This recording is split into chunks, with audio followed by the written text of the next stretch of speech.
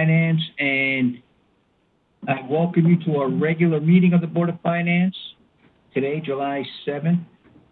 It is 8 o'clock, so we thank you for your patience. Our board was meeting in private executive session with the Board of Ed in regards to the upcoming teachers' contract negotiations. So we will call our meeting to order, and if I can ask for everyone to stand for the Pledge of Allegiance. I pledge allegiance to the flag of the United States of America and to the republic for which it stands, one nation, under God, indivisible, with liberty and justice for all. Okay, so for the past few years, we have not met in July and August, but we have enough going on that obviously we're here tonight, and we may be here in August as well. So for the public, if you call to listen, you will not be heard by the board members, and there will be no live public comment. The public is encouraged to send their comments before or after the meeting to the following email: bof@fairfieldct.org. Okay, so we'll get right into this.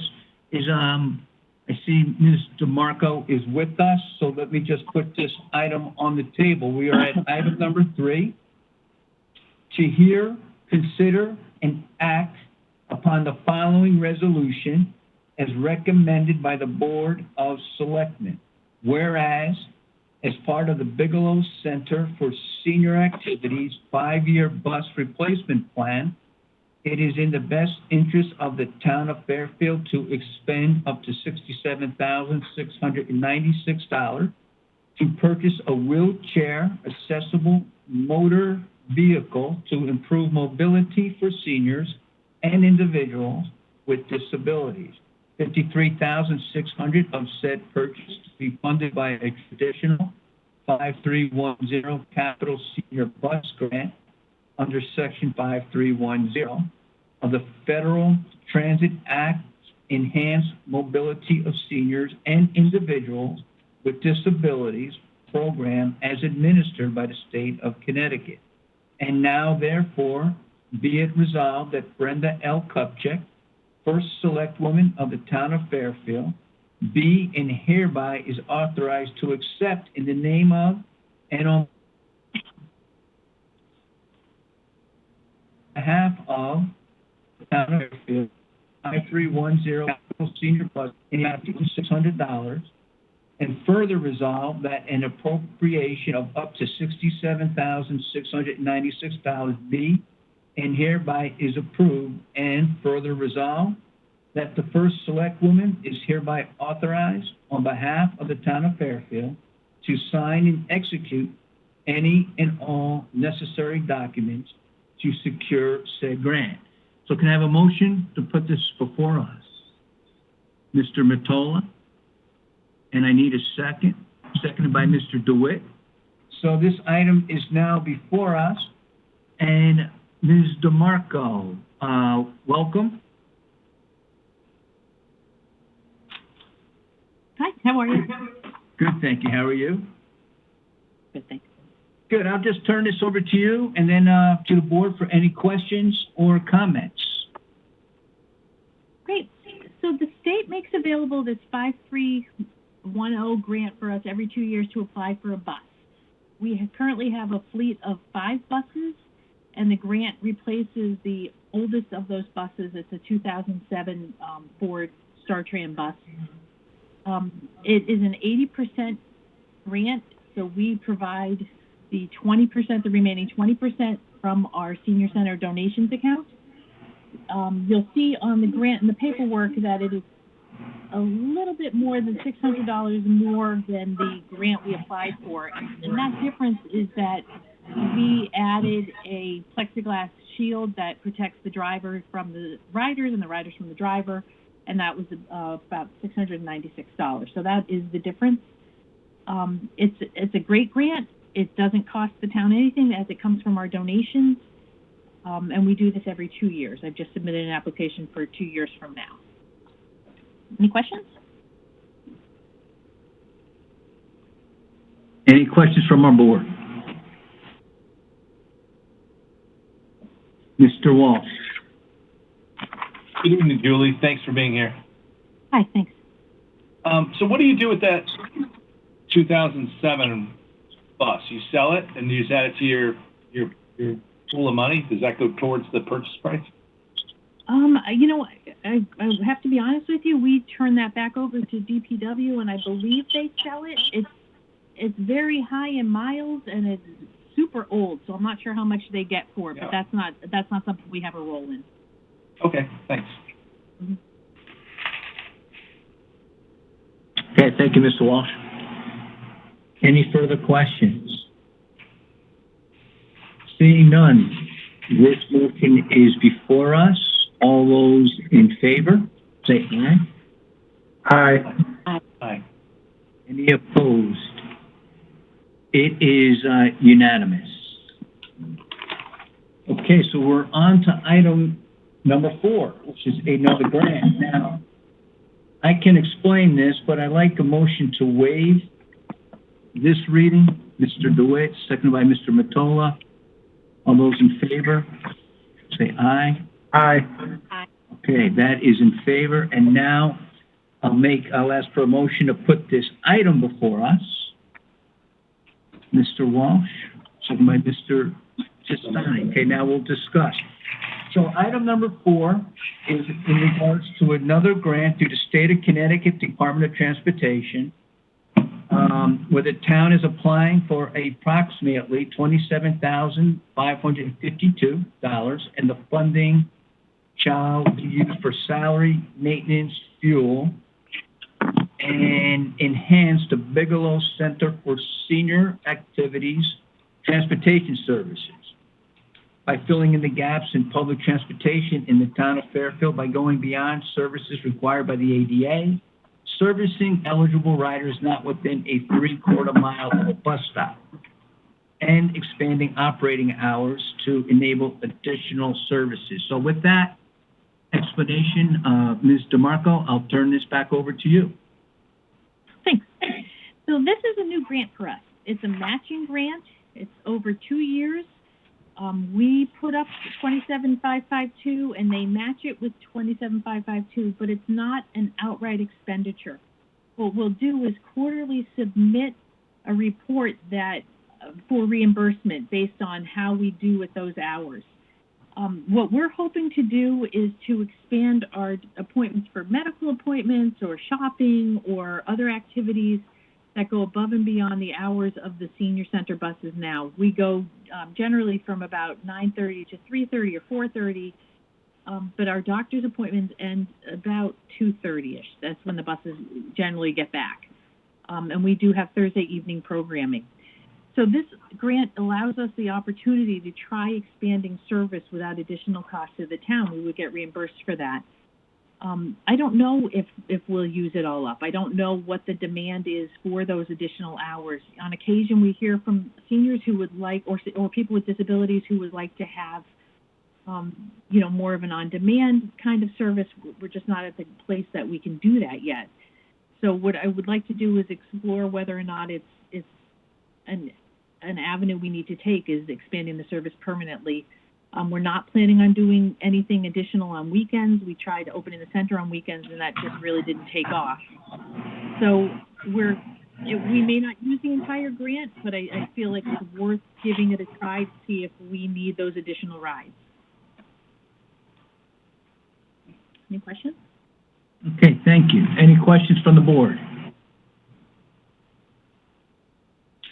I am seeing none. Although, Sheila, I am seeing 2 of you. That's okay. So, any questions from the board? I've seen none, so all those in favor say aye. Aye. All those opposed? Okay, that is unanimous from the Board of Finance. Thank you, Ms. DeMarco. Thank you very much. Have a good evening. Thank you, Julie. Have a good evening. Bye. Thank you, Julie. Okay, we are on item, it says 6 on the agenda, but it is item number 5 for the purchasing authority. to hear, consider, and act upon a bid waiver request from the Fairfield Public Schools for the Board of Finance to waive the formal bid solicitation process and approve the issuance of a purchase order to Hoffman Architects to update a building assessment for the Fairfield Ludlow High School facility for an amount not to exceed $57,050. Can I have a motion to put this before us? Mr. DeWitt, seconded by Ms. Marmion. Okay, this motion is now before us. And for the public, we have Mr. Papa George is with us from the Board of Ed. Mr. Cummings is with us, Superintendent of the Board of Ed. And Mr. Bremer is with us. So who's going to, and Ms. Kupchak is with us as well as Ms. Saxel. So, good evening, everyone. Yeah, just hold, Mr. Cummings. Are you going to go through this, or I thought someone from the town was going to talk to this. Okay, if that's fine, we can defer to the town. But I don't see them. So, Mr. Bremer, just want to go to you. Is anyone from the town going to speak to this, or just from the Board of Ed? No, I don't think we were planning on speaking to this. I think it's just the Board of Ed. Okay. All right. I'm sorry, Mr. Cummings. Go ahead. No, that's okay. Thank you. We appreciate, again, the Board of Finance's attention to this matter. I'm going to have Mr. Papa George speak to the issue, the past history of Fairfield Ludlow and the air quality concerns there, and why we are seeking this bid waiver. So, Mr. Papa George, would you please? Yeah, so I apologize. I thought Mr. Foley was going to be speaking and we were going to back him up, but that's not a problem. So we're requesting a bid waiver for the 5750. We had a indoor air quality study done at Ludlow High School by Hoffman Architects back in 2007. It was approximately $150,000 to have that study done. So the reason we're requesting the bid waiver is so that instead of going out to bid and getting a new company, we can utilize the existing study that we have and just have them update the study to have more information. We've had some indoor air quality concerns with staff and with students. So we just wanted to get this done. And also part of this request that we're going to do with Hoffman would be to do a balancing and testing of the HVAC systems, which if anyone's following the COVID reports and everything, one of the things that they're recommending be done is a balance and test of HVAC systems in all buildings. So this would be a good starting point for us. This is a large building, so it would give us a starting point versus some of our smaller buildings that may need to be done this summer as well. I don't know if anyone has any questions on it. Questions from the board? Ms. Marmion.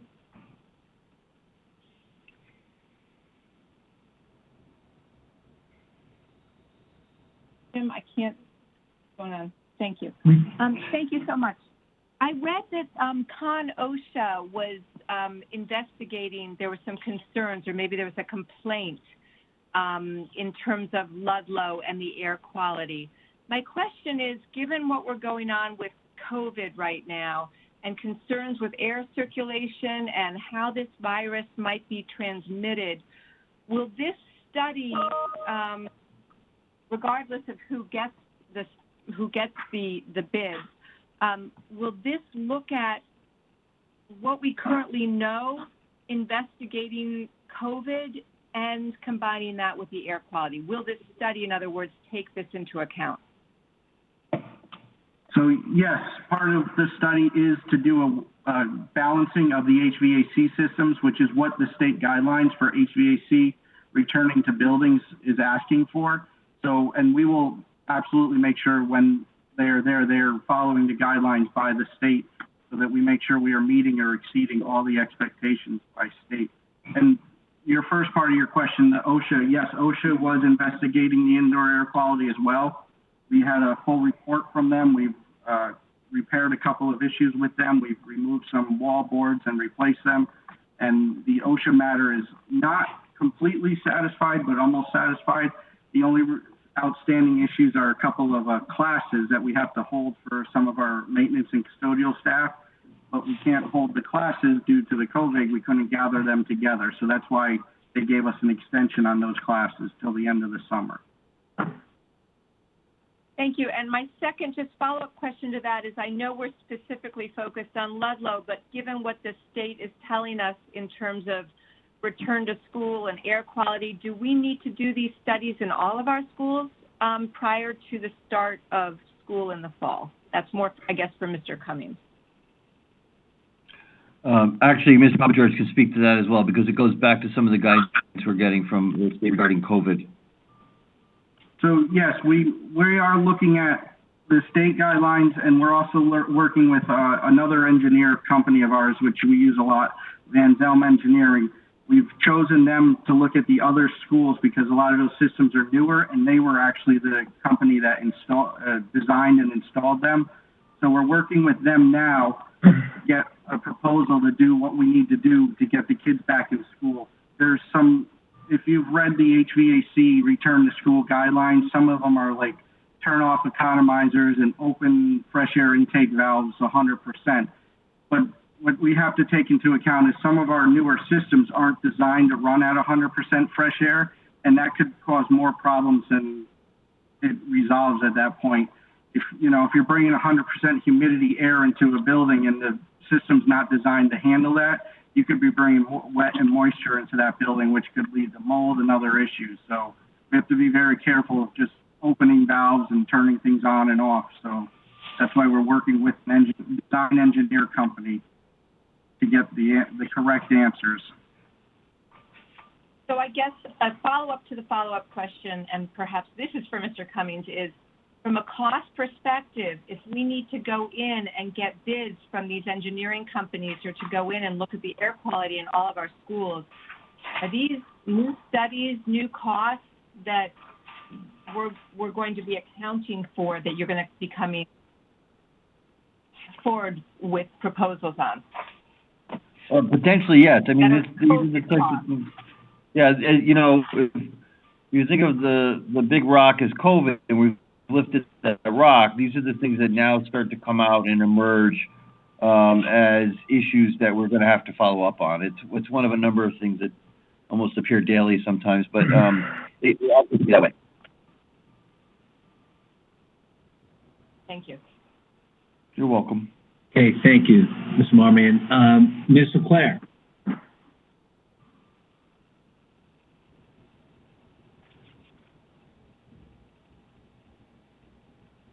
Mary? Can't hear you. Can you hear me now? Now we're good. Okay. So I'd like to understand the original process that was involved when we originally hired the architects and the original work they did. Did that go through a regular bidding process, and then this would just be a little addition to that? Or was there a different process for their original hiring? So, Mr. Popovich, do you have that? So what I can tell you is that I can only tell you that 12 years ago, when I was not in Fairfield at the time, I can only assume that it went through a bidding process because it was a non-reoccurring project that took place. And I can't imagine a non-reoccurring project for over $100,000 was not bid out. And then I guess the second question that I had was consistency. So if there's the possibility that we're going to have to review all of our schools, wouldn't it be better to go through a formal process and then be consistent on what we do to every school? Or is there a reason that this process is better? So in the hopes to be fiscally responsible, we've asked Hoffman to look at Ludlow High School because they've already done this report and they would just be updating it. Whereas some of our newer schools, Van Zelm Engineering has done a lot of work on those, so they're kind of ahead of the program on those schools. That's why we're trying to balance it out and not start at zero at any of the schools. it would just fiscally responsible to start at zero. Like I said, this originally was in 2007 dollars. This was a $150,000 project that they did. So fast forward 12 years, I can't imagine that would be under probably closer to 200,000 at this point. Okay, thank you. Okay, thank you, Ms. LeClaire. Just, I want to go to Ed Bateson and Mr. DeWitt. Mr. Bateson? Yeah, thanks, Jim. Can you hear me? Yes. Yeah, thanks, Yes, we Jim. can hear you. Yep, we can hear you. Okay, this is going to Angeles. Quick thing, is this related to, I think it was last year, we had a wing in Ludlow that was closed. Is this related to that? Correct. So originally when we put this bid waiver in, it was back in, I believe, February of this year. So it's been a long process to get to you guys. Okay, Because of I just budgets and remember a everything press release several weeks ago or sometime that issue was rectified and the wing reopened. Am I mistaken? The wing has been tested and reopened. This would expand the entire building, because as we started reopening that wing, other areas of the building started coming in forward with some issues. So in the hopes to put all issues with the building down, we want to do a full investigation of the building to show that we did due diligence and that the building is safe for occupancy. Okay, how are we paying for this? What budget, what line item, where's it coming from?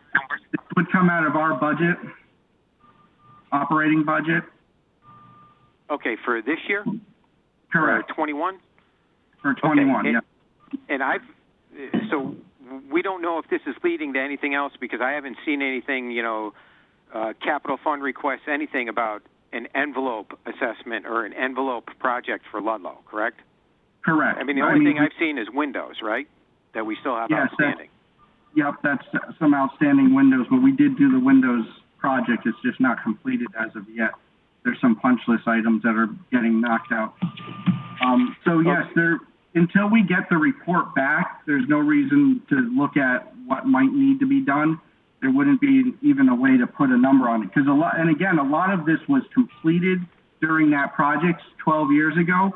So we're hoping that we're not going to find anything dynamic, just some stuff that we may be able to handle just with an operating budget. Okay, I will go back to something you said when you were just talking about this. I was very happy when you were just talking about the state edicts on fresh air and air conditioning, balancing the system, and where they said, the state comes back and says, we're recommending or asking that you do 100% fresh air intake. I'm glad that you noticed, like, hey, wait a second, that might not be the best, because now we're bringing in humid air. The system won't be able to pull out the humidity. Now we might, go into mold issues.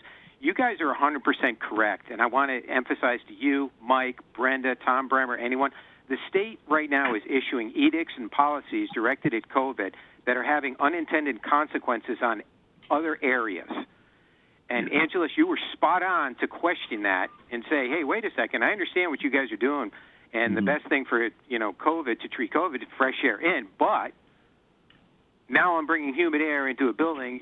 You were spot on with that, and I want to see that kind of thought process go into anything that comes out of the state, because they're thinking with one goal, and we need to protect ourselves from anything else that might have these unintended consequences.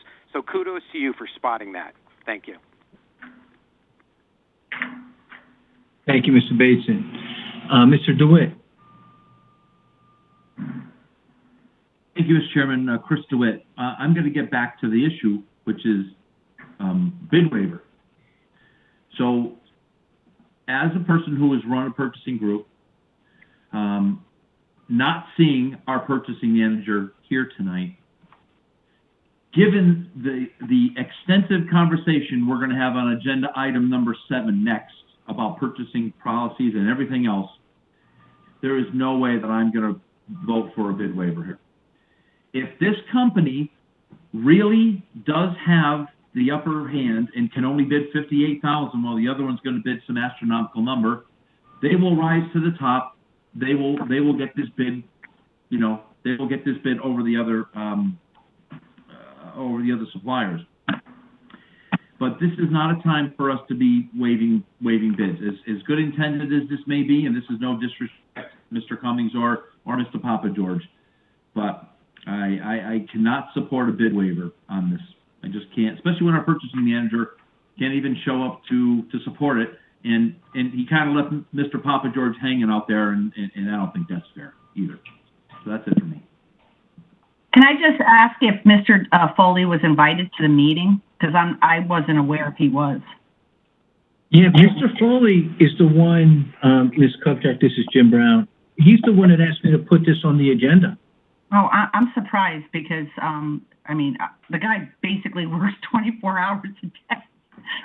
He's the last card ever leaving the building.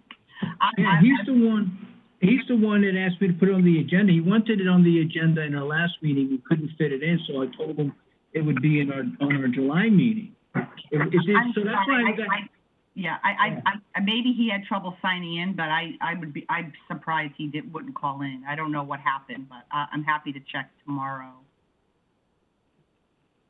Okay, and I didn't confirm with him, Brenda, but I didn't think I had to because this was his item as far as I was concerned, because he's the one that asked for it to be here, to be on. Okay, I didn't know if he was alerted that it was going to be, that there was a July meeting and that it was going to be on. That's all. I'm just. Okay, thank you. Mr. Chairman, just to be fair, after my comment, right? So in our backup, Mr. Foley does clearly tell Mr. Papa George that, you're exceeding the $15,000 and you're asking for a bid waiver. This has got to go before the board. So I don't want to imply that Mr. Foley did anything wrong in the process. These emails clearly show that he's following this process. So I want to be clear there. But again, I'm still not in favor of it, but I'm not pointing fingers either. All right, thank you, Mr. DeWitt. Mr. Walsh is next, and then Mr. Mottola. Well, I'm sad that Mr. Foley's not here. I wanted to congratulate him for getting it on, because I almost fell off my chair. This is like the first bid waiver that we've had come before our board, which is supposed to have been happening forever under our charter, but the town's not been following it. So literally, I almost fell off my chair because this is the first one I've actually seen in the agenda ever in my years on here. When I usually learn about it is after the fact when there's a problem, and we ask the question, why was there a bid waiver? Oh, we just didn't have time to do it. Or, the first selectman prior to Ms. Kupchak, it just signed on to doing it. So it's like someone's finally following the charter, which was, I thought, a great thing, and I wanted to congratulate him on. Mr. Papa George, thanks for your comments and thanks for being here to explain it. I probably am a little bit more inclined under the circumstances. Number one, the fact that you actually came to us, you had a little credibility there.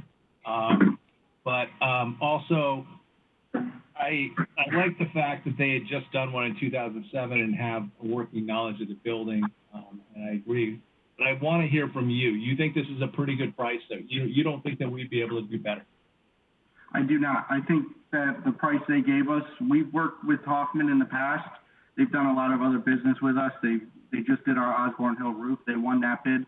They win a lot of bids for the town, and I think they honestly tried to do their best for the town whenever possible. Okay, and I do like the bid process, but under the circumstances of their knowledge, and they've just been there in 2007 and done a complete investigation, they know what they're dealing with, and I think they'll do probably a better job.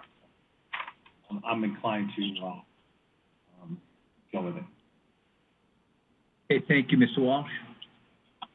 Excuse me, can you hear me? This is Gerald Foley. Mr. Foley, thank you. Yes, I apologize. I was on I called the other number, the 701-801-6166. So I was so my apologies. So I just realized that I had to dial another phone number to get in. So my sincere apologies. Yeah, I'm glad actually that you're here, and I appreciate the fact. I knew you wouldn't let us down like this. So like I said, I called the other number. The number, I guess it was I went to the website, pulled the phone number from there, and it was a 701-801-6166. So I was listening to that, couldn't unmute it, and then realized that I was on the wrong line. So I went onto the website, and then I got the other number. So my sincerest apologies for everybody. All right, good to have you here. Mr. Papa George has been carrying the water, been doing a good job. So we'll let you, I'll just turn it over to you before I go to other questions to see if you want to add anything. I have anything. Basically, yeah. So what had happened was Angelus had come to me. This is Gerald Foley. So Angelus had come to me a few months back, and he had requested basically to utilize the same company, which I wouldn't say it's an uncommon practice. Sometimes it's in our best interest to utilize an existing company basically to update an existing assessment. What I've typically found is that sometimes it's better to kind of not jump horses. So in this particular case, I was in favor of doing it, but the issue became is the fact that it was such a large cost. So that's why my intention was to bring it to this board to have you guys look at it and to kind of vet it. So what we could do is we could always go out and you go to call an RFP or request for proposals. But what you typically find in these types of studies is that the person who's done the prior one typically has a leg up on the process, and not necessarily that there won't be someone that will come in less than them, but there's typically a huge learning curve with any new person coming in. And again, as Angela had mentioned, the intent was to bring this back to several months back, but due to the extended budget process and all the other pieces, I was kind of waiting for an opportunity to kind of put it on before the board. And initially, I wanted to have it actually last month, but again, timing just didn't work out. So that's kind of why it took as long as it did to get it before you. But I am in favor of it. I think it's a prudent measure to stick with the same company. But I wasn't, I always wanted to bring it before because of the cost. The cost is always I love to save the town as much as I can the money. But like I said, in this particular one, I thought that it was, as a good measure to stick with the same company if we could. But I would err to the side of caution if you as the board did not think that it was the best. We could develop an RFP and we could put it out.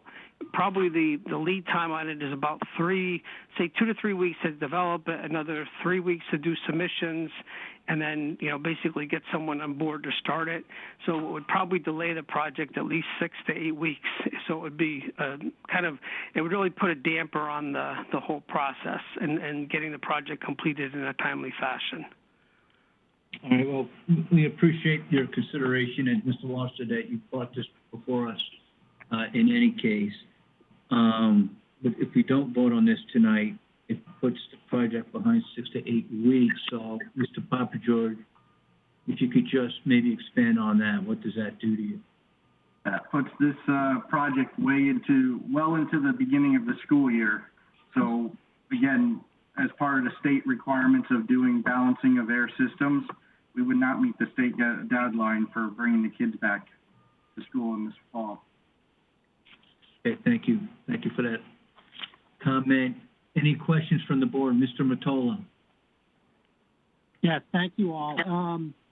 Just a couple of things, and I'm going to vote in favor of this, but just a few issues, questions. I agree with Mr. Walsh. When I saw this on the agenda, I actually went and tried to find our purchasing policy, which I couldn't find on the town website. I don't know if it's there or not. And then, thank God, we're going to talk about this in the next matter in the audit. It looks like that our auditors found our purchasing policy, and I went and read that, and so I just thought I'd make that comment. But and this may sound like a silly question, but on the waiver of the public bid form that was supplied to us, it says it apparently has to be approved by the first select woman, but it looks like it's Tom Flynn's signature there. Why is that? Do you remember, Brenda? No, it was Tom Bremer's signature. That's Tom Bremer's signature? Yes. Okay. Okay. So Well, so what happened was, I have there's been basically the delegation of authority from Brenda to Tom to sign off on certain items, and so Tom signed off on that particular one. Okay. And that's fine. I would check with the town attorney to make sure you can do that. That's all, because I would hate to see somebody challenge this. That's all I'm saying. Just double check on that. I thought it was Tom Flynn's signature. I apologize. No, it was Tom That Bremer. was my only question. Thanks. I just want to jump in for a minute, John. Thank you for saying that. Since we changed the policy right before I came in to office about the purchasing signatures, I can't begin to tell you what's been happening. The amount of signatures. Poor Gerald is like a stalker. He's constantly he's stalking me with tons and tons of signatures.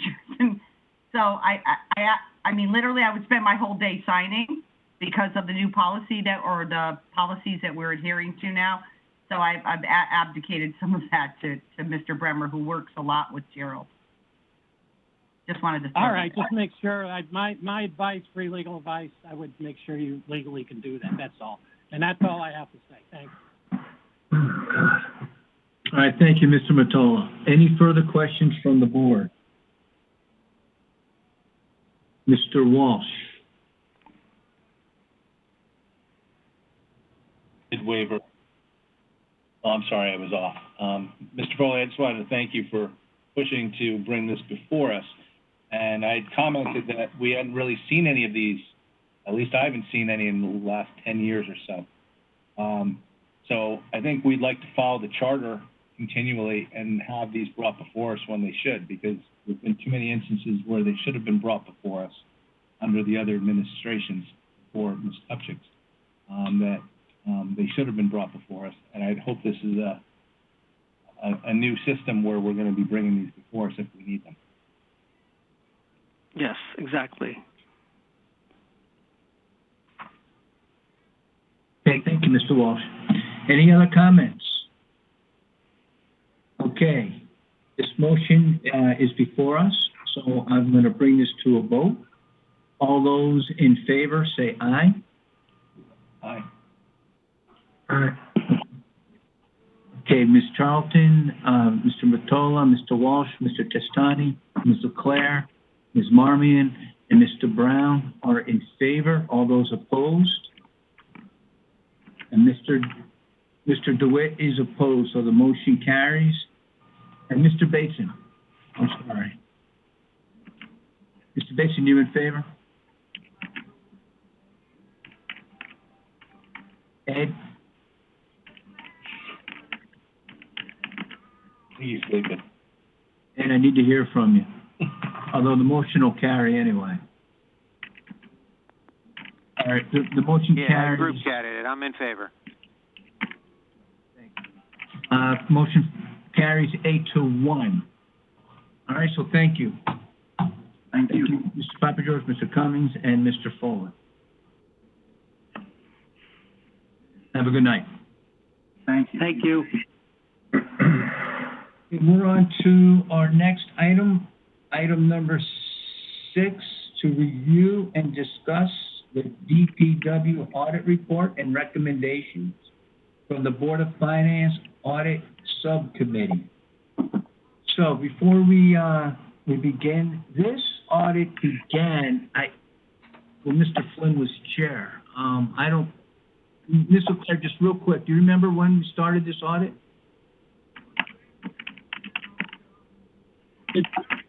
September. September?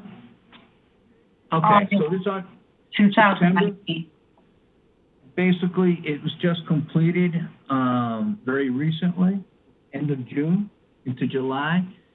I think the report is excellent. I mean, as far as the details and what we've learned from it. So I'd like to thank Mr. Centofanti and your firm, O'Connor Davis, for presenting this report to us and the work that you did. and, and everything that, and spending all the time with our town employees and all the kind of investigative work that you've done. I'd like to thank the town employees for their cooperation as well in working with you. And so Ms. LeClaire is the chair of our audit committee, and Ms. Charlton is the vice chair, and I am now on the audit committee. So I am the third person, as Mr. Bateson is no longer on the audit committee. So I'm going to turn this over to Ms. LeClaire, but before I do, I'm going to ask Ms. Kupchak, does she like to make any comments? Thank you, Mr. Chairman. Thank you. I prepared some comments, and I did share them with the audit committee, and I would like to share them with the full board as well. So in August 2019, the subcommittee commissioned an audit of the Department of Public Works for the review of period July 2016 through July of 2019, before my term as first selectwoman began in November. As we know, much has transpired since then. In September of 2019, the former DPW director, Joe Michelangelo, was terminated from his position and was arrested. Scott Bartlett, the town's former superintendent of public works, faces a long list of charges and was also arrested in August of 2019. Legal documents show that concerns were raised about Scott Bartlett's performance as early as 2003. Of course, this is all very concerning in terms of where the management and oversight was for these individuals and the department as a whole. When I came on board as first selectwoman, I hired a new superintendent, Doug Novak, and as you know, Brian Carey is serving as interim public works director and director of conservation. In my first weeks in office, I had meetings with the state's attorney's office to discuss the ongoing criminal investigation. Many DPW employees requested meetings with me, which I had to share their concerns about their health, and they were very disgruntled about the former mismanagement. We had numerous HR issues bubbling up that were avoided for many years. I terminated the employment of the HR director and the finance director, and I hired a new HR director, Jim Hazelkamp, who came in and hit the ground running. Jim has 36 years of experience in HR. He served in the towns of Waterbury, Bridgeport, Stamford, and Trumbull. He has said to me on numerous occasions that the town of Fairfield has some of the worst HR policies and practices that he has ever seen in his 36 years. He is working diligently with me to make changes and recommendations onto things we can work together on. We meet regularly. Soon after I took office, the budget process started and then the pandemic hit. So while things have been delayed, including the criminal investigation and prosecution, I am still cooperating with law enforcement and awaiting further action. While we're also working to comply with DEEP and EPA's handling directives of the fill pile and the sites around town. While we are here for the audit report, there is which I received on June 19th, there has been a great deal to digest and consider. To start, I have formed a working group between my office, the Department of Public Works, Purchasing, Finance, and HR to carefully review the report and identify what has already been addressed and what still needs to be addressed, and estimate the length of time it will take to implement these suggestions and costs associated with those recommendations. But this will take time. From the first working group session, we have identified 14 items which have already been addressed. And one recommendation included a road maintenance software system, which I think was a great idea, but also will cost somewhere in the area of $60,000. Another suggestion is an arbor tree software system that could cost between $60,000 and $100,000. Many of the recommendations, while they may be very worthwhile, will also be time-consuming and very costly. So these will have to be carefully planned for and then later approved by the town bodies. We are already working on a time clock system, and online permitting and implementing credit cards in departments that do not currently accept them. I want this committee and our residents to know that I understand that since this report was commissioned, we have new leadership. I intend to reorganize and modernize every aspect of our town government. But it is a giant, heroic task. It is so much work. Addressing potential issues in DPW and all our departments is a priority for me that will take time and persistence. But I want to assure each and every one of you and our town residents that I am working on this. I very much appreciate the recommendations of this audit, and I do take them quite seriously. When our working group gets further along in the process, and I have some substantial updates to share, I will come back to the committee and share them with you as we move along. Thank you very much, and if you have any questions for me, I'm happy to answer them. Okay, thank you, Ms. Kupchak. Any questions for the first select woman? Mr. Walsh. Brenda, thank you for your comments. So you and your administration are going to take ownership of this and the problems that exist in this document, and are going to be working with us and hopefully with Mr. Centofanti, which I'll bring up something later on, continue to monitor this so we can get to a point where not only we as a Board of Finance and you as the town administration, but everyone can get confident that we have, so at least on the public works side and some of the other things, have resolved these problems. And I think we should talk at the end. I'm not going to get into it right now, but maybe at the end after Mr. Centofanti reviews this, or maybe Ms. Claire and Ms. Charlton review this with us, to talk about, how we go forward a little bit on, because if there's problems here, there's problems townwide. I mean, this isn't just a situation. Absolutely. And, we can talk about what we should do or where we should be going, but I don't think this is the end of our monitoring of this tonight. I think we've now had this before us, and we're going to have to, we can't stick our head in the sand on this stuff.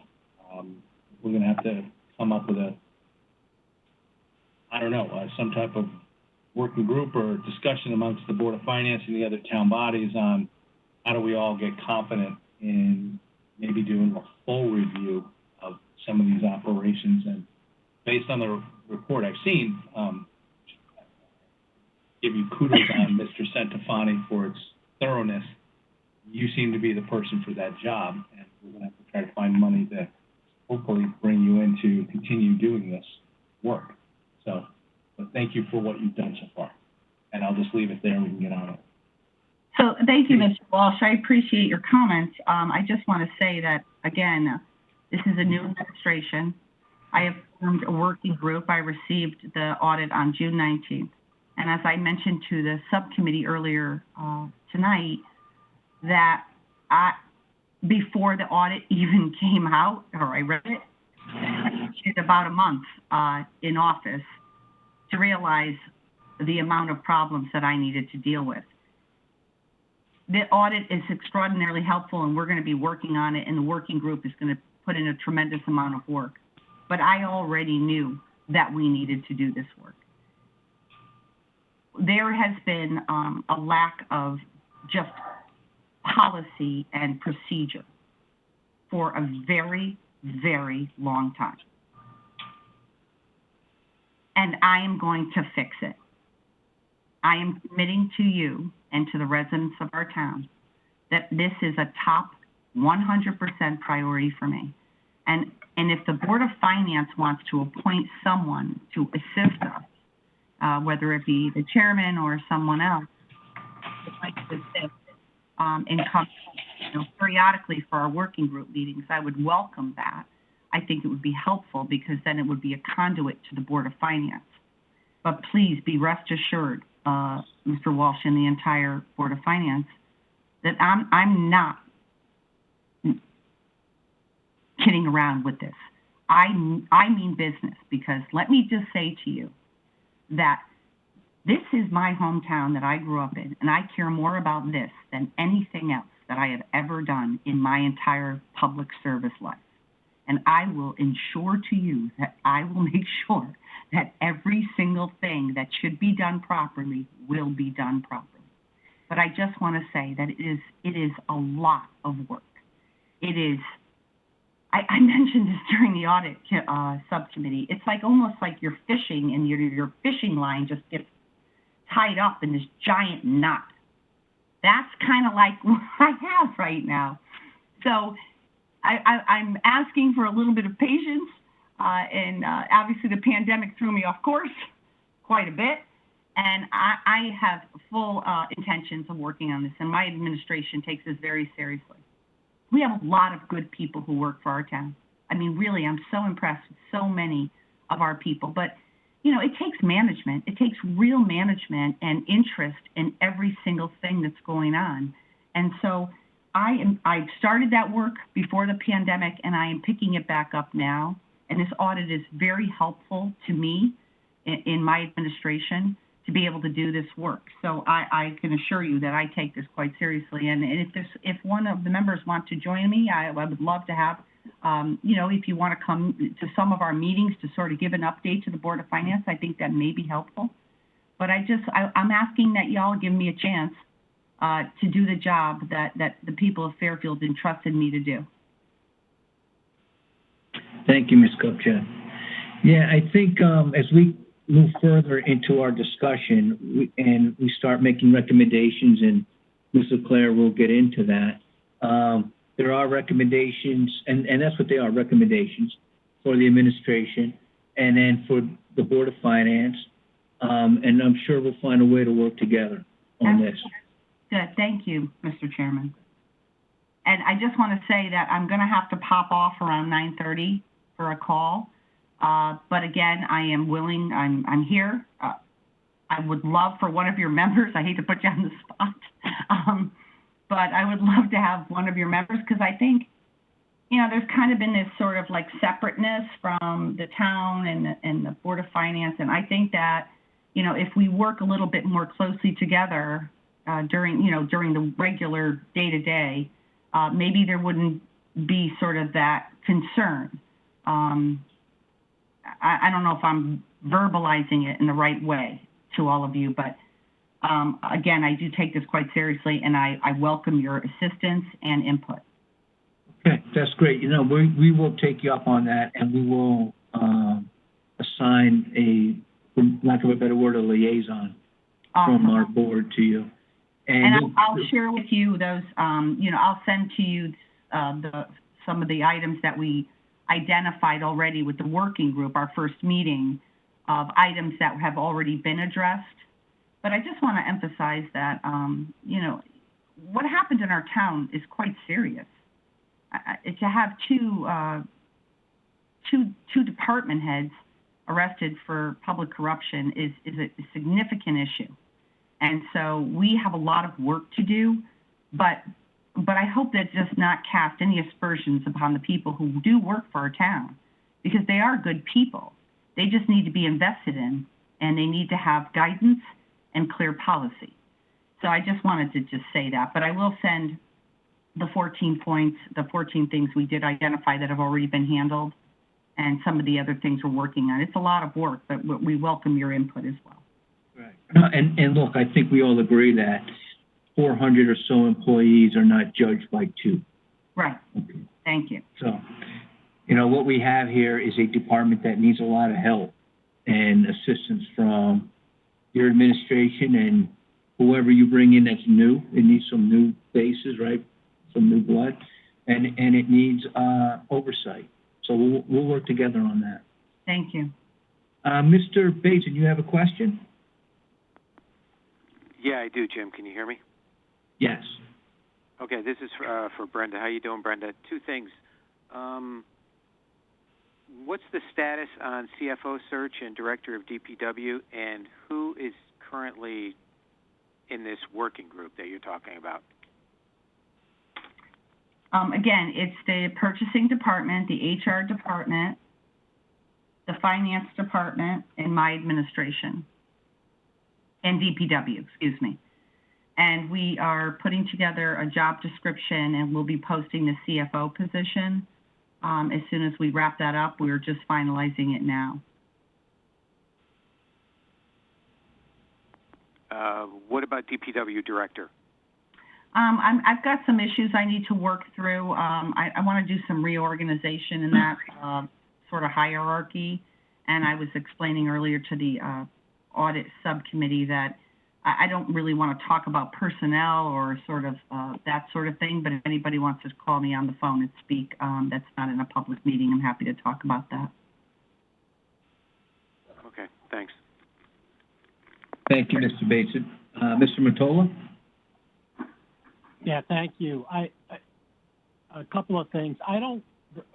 Brenda, you're not going to get really any real change until you hire DPW and a CFO. I can tell you that right now. That to me, and I appreciate what you just said, but that's got to be the first step. That you need a leader in those positions to get change and effectuate change in that department, in those departments. So, well, I think just you need want to to get say, on. I just want to say the superintendent that I hired for DPW has done a really amazing job. He is a by-the-book, old-school Connecticut Department of Public Works guy, and he has really done a lot of good for that department.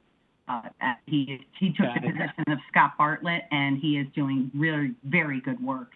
And we are sitting down with our finance department. We're going to talk about percentages and how much time people do, because as I mentioned in the audit subcommittee meeting earlier, and I hate to repeat myself for those who were there, the finance department is the center of everything, and they handle a lot. They handle everything coming in from all the different departments, and they get a lot of other requests as well that kind of take them off their regular work, and they have a lot of work. So we're trying I want to sit down with them separately and our HR department and talk about how much time per day you're doing this, and that. And so we can organize it in a more efficient way for everybody, not just the employees, but for the department as a whole. So we've got a lot of work to do. There's been a lot of issues that I think we need to work on. Yeah. Do you It's interesting though, you know, when you're there every day and you're working there every day, you have a much different sense than when you're sort of looking at it from, 50,000 feet up. I get it. I mean, the sense I get from reading this report, I kind of had some of this thought process over the last 3 years since I've been on the Board of Finance, is that, we've treated Fairfield like a small town for a long time.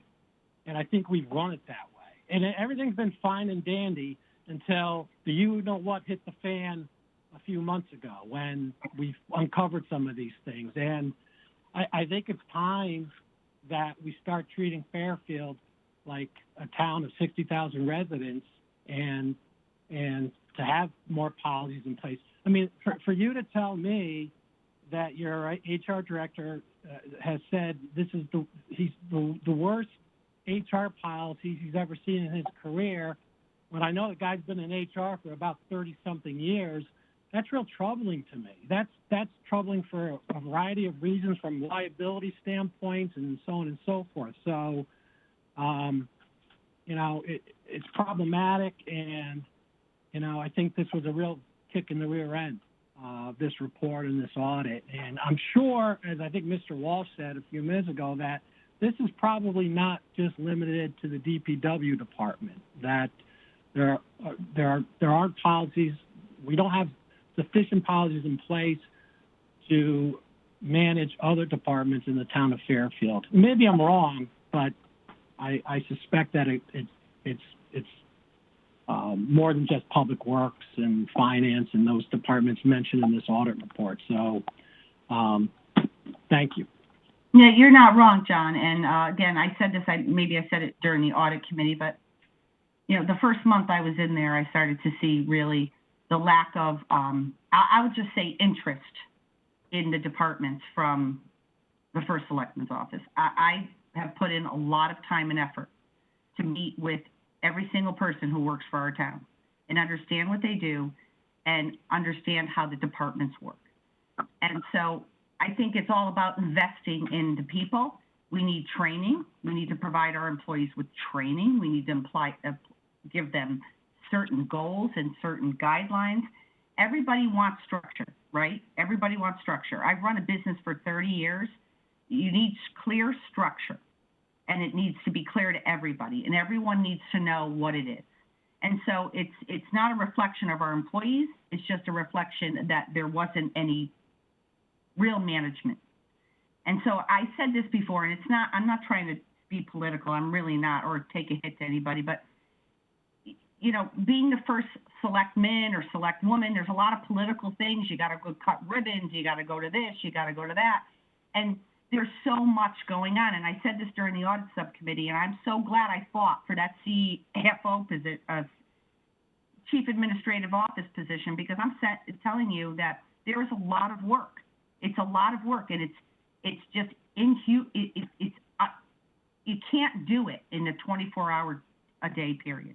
You need the extra people there to help you manage a very, like you said, John, it's not a small town anymore. You and I grew up here, but it's not like when we grew up here.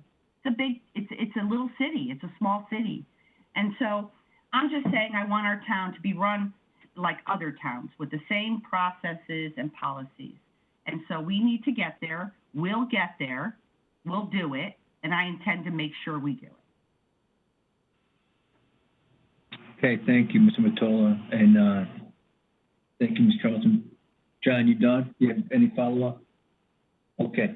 Ms. Charlton had a question. Ms. Charlton? Yes, and thank you again, Brenda, for the first selectman, for your comments and for your commitment and the seriousness in which you and your team are taking this. It's great to hear. And I also want to say I really appreciate you offering up to have someone from this board work as a liaison with your team. I think that will be very helpful. I do think, though, and we talked about this a little bit during the subcommittee meeting, but I just wanted to throw it out here for the board. We have this Bpw Audit Report. We also have a number of internal audit reports that have been completed recently, and Ms. Saxel has done some really good work. And, you know, it gets back to the point that I think Mr. Mottola made. You know, maybe we've just gotten used to running like a small town. We have a lot of issues to fix, and we've identified them, but I think it does take the right amount of discipline and oversight to get them fixed, and they have to be prioritized. And in my view, the priority and the oversight around that is really important. Ms. Saxel did an audit on credit card usage in the town, which in and of itself has a whole number of recommendations. She did another one on, I don't know, grease and oil permits. I know, I read them. Yeah, I mean, there are a lot of, and Ms. Saxel's only been spending a fraction of her time doing audits, and we've just got a lot of things. One of the things that she brought to our attention when she first presented to us back in the fall is that she generally doesn't have time after she does an audit to go back and validate that, by re-auditing, that the recommendations have actually been implemented. So people will report that they've been implemented, or they'll accept them and say they're going to fix them, but that's another piece of the process, I think, that needs discipline and oversight. So I firmly believe, in addition to having someone sit, with the team and hopefully be additive in terms of suggestions and be a liaison and be able to communicate with the board, I think having, periodic tracking of where we are. Okay, here we have 100 recommendations between internal audit and external audit. We can only do 10 this year. These are the 10 top priorities. These are why. Here's who owns them. Here's what we can expect in terms of a due date. Here's the cost you know, whatever it may be. Here's where we may need external assistance. If we want to revamp our purchasing policy, maybe we need to, you know, hire a consultant or hire our external auditors to do that. So I just think framing that out is important. And we had spoken as a board, I think it may have been Mr. Walsh that suggested that we get quarterly updates from Ms. Saxel. I don't know if it was quarterly or semi-annually, but that we, you know, periodically get the recommendations, understand, you know, what's been done to address them, where the remediation stands, where we've gone back and validated that they've been fixed. But just, I think putting that framework together is important, because all of these reports, they get really hard to deal with. You know, I just think in my mind, I need like a matrix, you know, like an Excel spreadsheet that kind of says, you know, recommendation, owner, priority, due date, you know, explains if we're not going to implement a recommendation, why, you know, it's cost prohibitive or whatever, so that the board can, you know, do the oversight that we're supposed to be doing. And, you know, I think that gives the public and everyone else confidence that we're making progress on all these things. And I think it also gives an appreciation for how much it takes. You know, you may have one recommendation in here that requires new policy, new procedures, an IT component, training, you know, a lot of different things. And so some of these may take months to actually implement and get done. And I think framing it that way really helps us focus on the progress and the priorities. So I hope that we can, as a board, take the time to, you know, at periodic intervals to go through and review the status of, you know, whether it's with Connie or with you, Brenda, or whoever the appropriate person is, just review the status and of all of these audit recommendations, because, you know, again, it's internal controls, but, you know, there's money to be saved here. There's, you know, there's a lot of good that can come to the town from focusing on some of these issues. So thank you again for your comments and your commitment. And, you know, to Mr. Brown, I would, you know, I hope that we can find some time on our agenda quarterly or at some other appropriate interval to continue to review status. Well, yes, I agree. That will be 100% necessary and a priority. And it will, I was just thinking the same thing. We'll put it on a quarterly agenda and more often if we have to. Well, I just want to say I appreciate your comments, Lori, and you know, obviously this is a gigantic amount of work. It's gigantic, and I hear what you're saying. Report after report after report. You know, the town side of the budget's been really cut pretty deep, and so we've got Gerald, who I don't think even leaves town hall. To be perfectly honest. I mean, the man his car is there all the time, and I leave late. So the man is definitely there a lot. You know, he did ask for extra help in his office, and it wasn't approved. You know, a lot of these things, you know, require man hours, you know, bottom line, man hours, right? And we're all human beings, and we can only work so many hours in a day. Yeah. So, you know, we're trying, believe me, we're trying. But again, it's about man hours. It's about how much man hours can anybody put in. And so I'm trying to reorganize and understand our departments, and have been trying to figure out how can we be the most efficient, right? And do the things we're supposed to do in the way we're supposed to do them. And so it's going to take a lot of work, but I do appreciate your comments. I just would ask again for some patience, to give us some time, give me some time. It's, you know, we had the pandemic, we're new, we're trying really hard to do the right thing, but it is a lot of peeling the onion and reorganizing, right? It's a chess game, really. And so I think we have a good handle about where we are right now. We've gotten to that, and now we need to start figuring out how will we put it back and make it work the right way. And I do appreciate your comments, and I'd love to do a matrix. I think it's great. Again, that's man hours, so, and we need some more data. You know, we need some more data. And the working group that I've established, that is our intention, right, to get all of this and then start putting it together. Right. if I could, Mr. Brown, if I could just follow up with one thing. One thought here is that, yes, there are limited hours to the day, and on some of these items, and maybe my colleagues here on the board have different views, but I personally think for some of them, and I think specifically about the purchasing policy, where we've got a series of recommendations of things that our policy should be updated to reflect.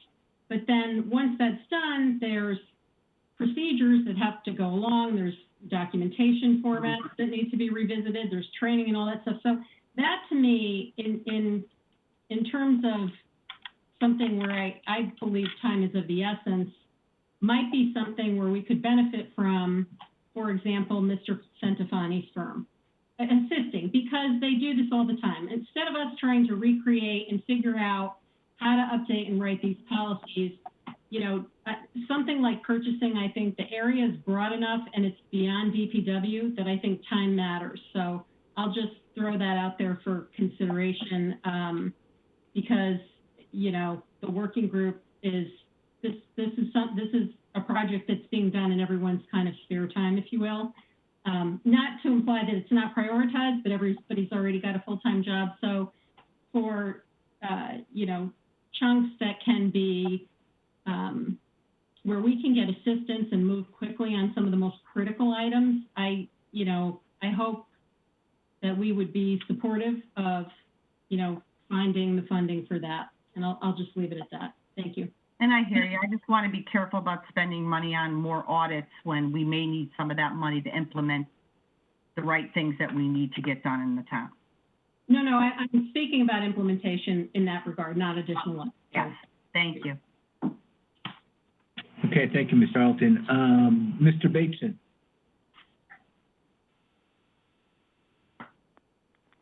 No, I have nothing. That was from a while ago. Late on my text. Okay, any other comments for the first select woman? Mr. Tostani? Yeah, no, thank you. Thank you, Brenda. I had a quick suggestion that perhaps it's a reciprocal agreement, if you're in favor of it, Jim, where at some point we come to an agreement where perhaps there may be a representative from our board or someone from the working group that could come to us. So maybe we come to some reciprocal type of arrangement. That's one thought. The second thought is I do agree with what the first select woman just indicated, where I do think we have to be a little cautious on how much we're spending on audits. I understand we have a need, but the audits can be costly, and we certainly have a lesson to be learned from this one in terms of what can be implemented. But at the same time, we need to be, I think, a little cautious on how many audits we're willing to recommend and how much money we're willing to spend on them, especially given the fiscal constraints that we have coming up in this new fiscal year. Thank you. Okay, thank you, Mr. Tostani. Here's what we'll do is, Ms. Kupchak, we're going to take you up on having a liaison work with you, and I'll turn that over to Ms. LeClaire, as she's chair of the audit committee. It's her committee that's working on this, and we'll figure that out and we'll get back to you. So we'll start there. And look, I think this report almost speaks for itself on how much work there needs to be done, and there's a lot of different avenues that we could take, and there'll be a lot of opinions. But I'm in agreement where, look, you need your leadership, like Mr. Mottola said, and then you're going to need support, and you're going to need a plan to put this together. And I also tend to agree that you're going to need some outside help at some point to work with you. When you get there and how you figure that out, your working group will come back and report to us just so we can help you and keep updated and work with you in any way we can to get this fixed. Because, the money for the audit, I think, pales in comparison to the money that we're letting slip through our fingers at DPW. And everything that we've dealt with, including the fill pile, all right? I mean, we're talking millions of dollars. So we'll have to invest what we need to invest to make sure that something like this is fixed and it doesn't happen again. Yes. Okay, any other, Brenda, you got like 15 minutes before you have to go, so any other questions, comments for Ms. Kupchak? If not, okay, Ms. LeClaire, I'm going to turn this over to you at this point then. Brenda, thank you. And thank you. I just want to thank all of you for your hard work and for your willingness to work with me. I do really appreciate it. Thank you. Good night. Good night. Good night. Thank you, Brenda. Thank you, Mary.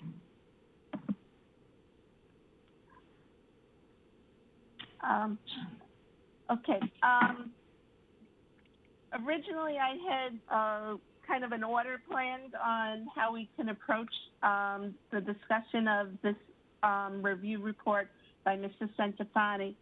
We kind of jumped a little bit out of order, but I think it would be helpful to the full board to have Mr. Centofanti give us an overview of the report and his findings, and also, and then we open it up to questions and answers for him. And then the audit committee will give you some recommendations. The one recommendation we had given to Mr. Centofanti before he finalized his report was to add priorities to the report.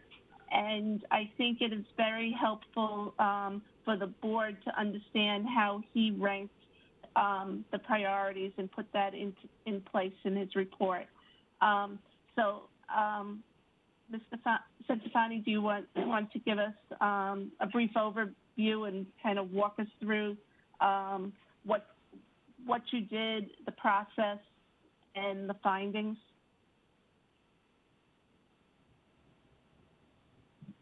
Okay. Yep. So the scope is kind of at the beginning of looking at the specific areas. It was really focused on 3 departments in the policy and procedures, more focused on the financial aspect. So the public works, purchasing, and finance, it's really the intersection of those 3 departments that the procedures I did were focused on.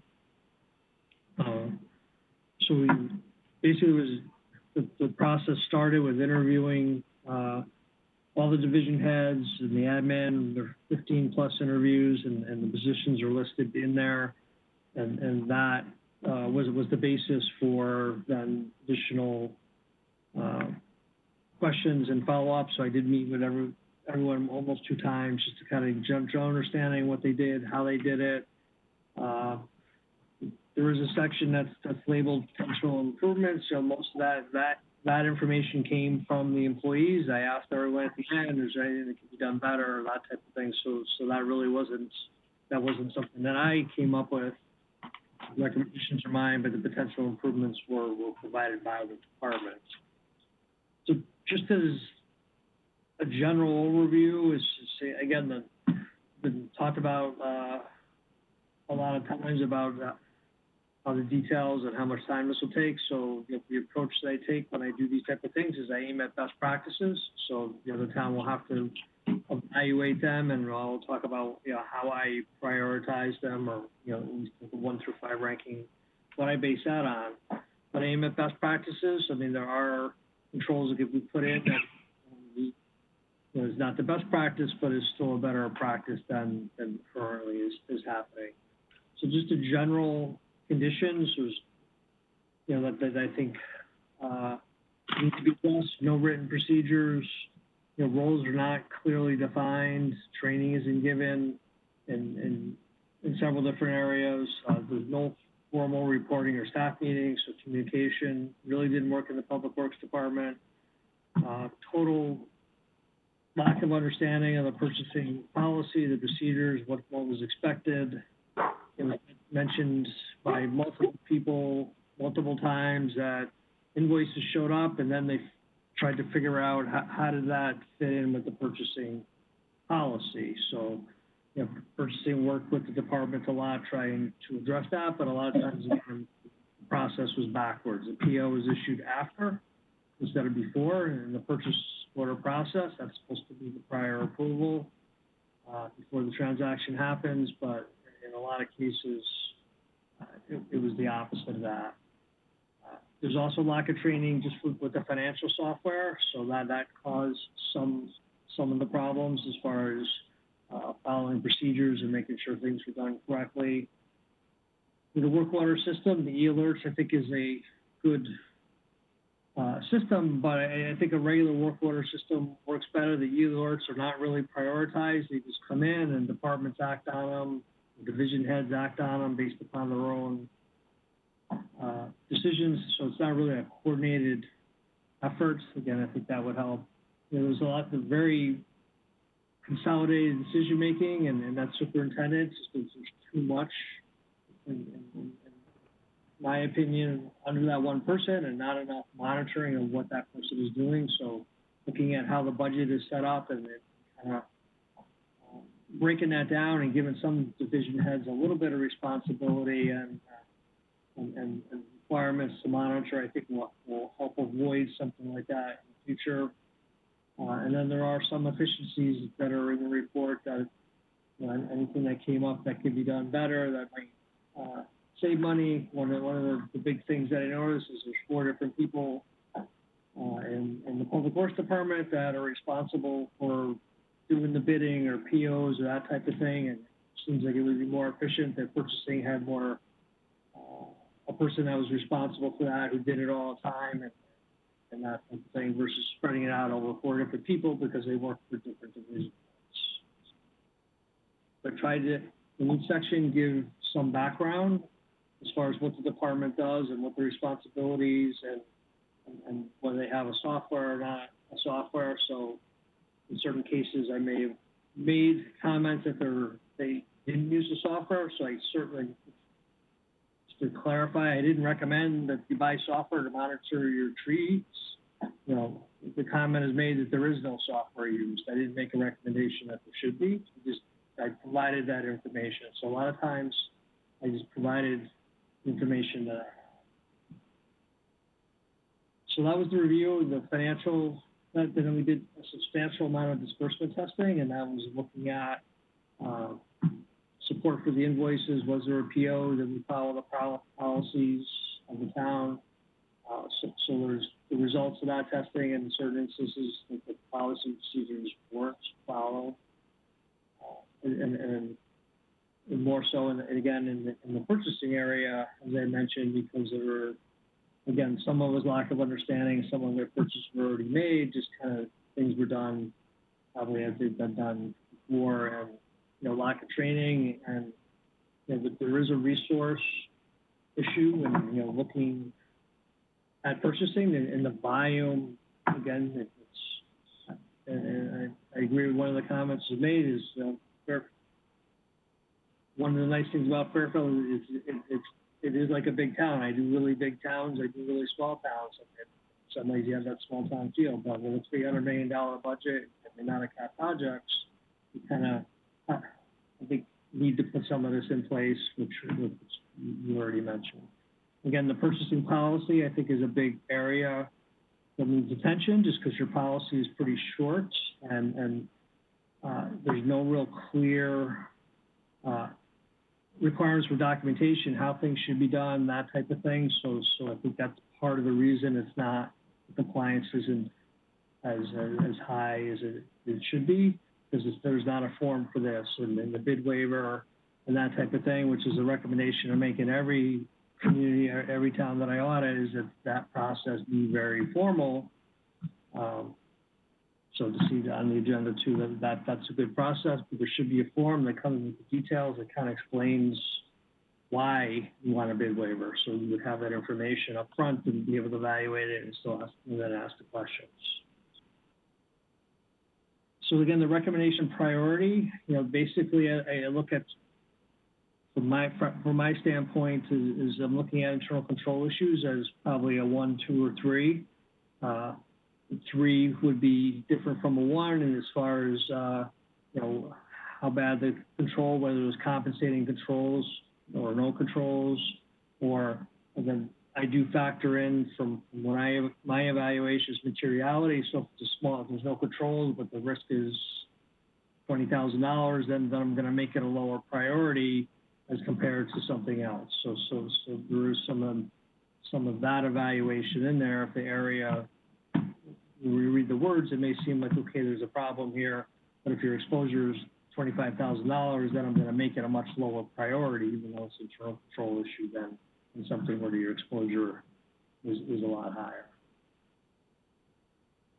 So that's kind of a very high-level overview. I'm happy to answer whatever specific questions you have, or if you want me to talk about something in more detail, like I can do that.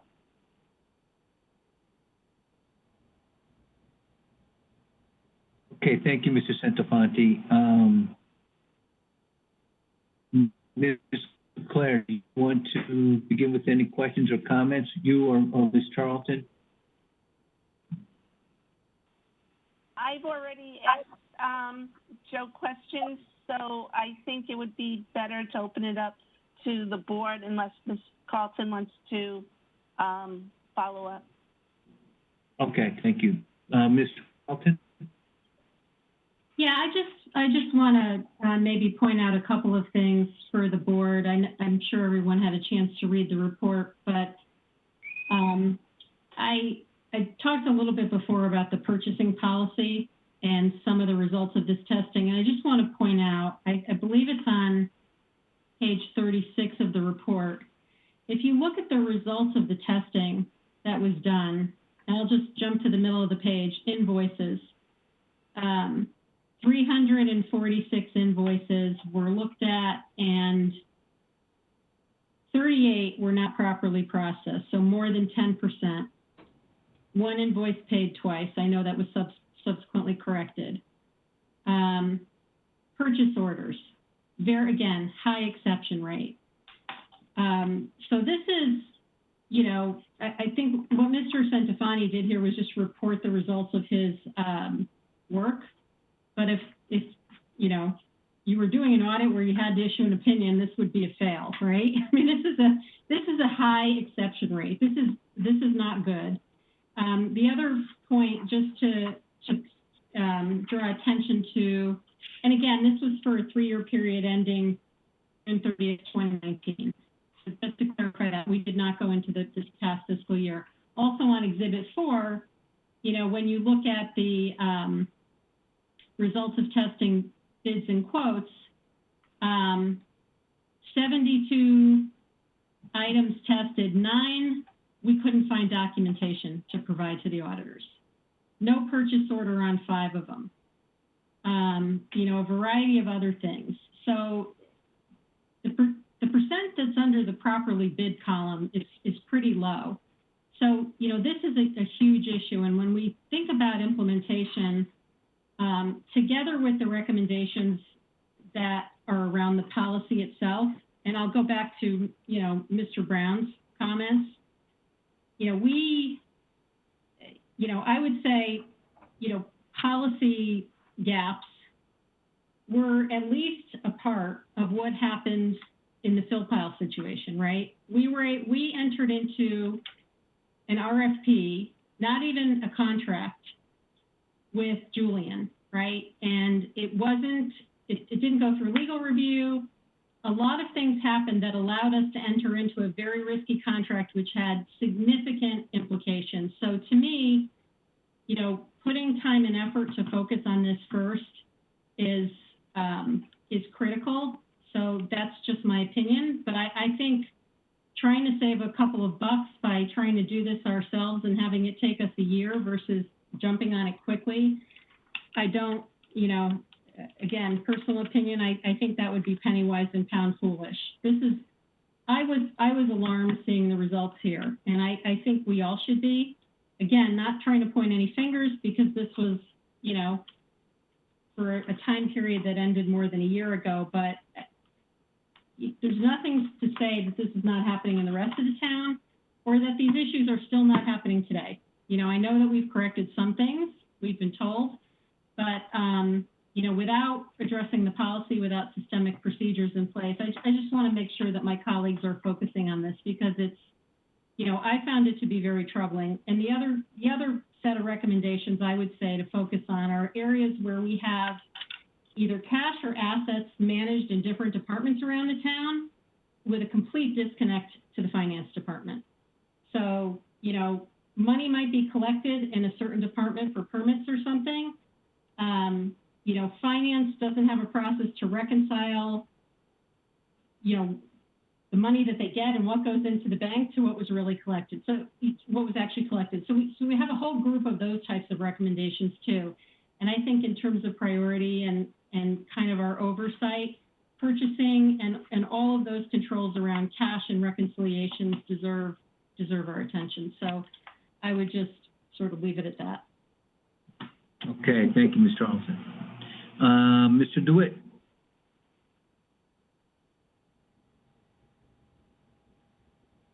Thank you, Mr. Chairman. Chris DeWitt. First off, Mr. Centofanti, great work here. The results are just staggering to me. But I appreciate the effort that went into this and the tenacity, and I'm sure the real, you know, there's a lot of stuff goes in here with the interviews and everything. So thank you very much for that. Thank you to our audit committee because I know you guys had a lot to do corresponding with Mr. Centofanti on this. I know there's purchasing recommendations and there's finance recommendations in here, but those are really tied back to DPW because the focus is DPW. But I tell you what, when I got through with this whole document, I was thinking, okay, our new DPW supervisor or whatever, right now, that person has to be a PE, professional engineer. I'm thinking, wow, this guy needs to be an MBA because his department has got a lot of financial functions buried in there. So I talked to Mary about this and I said, wow, there's a lot of finance stuff going on here. So I think the first struggle for that committee, that subcommittee of the first select woman is how much of these processes do we pull out of the department and give it to finance? I mean, I think if you pulled them all out, the finance department would grow by 10, 20 people. I mean, seriously.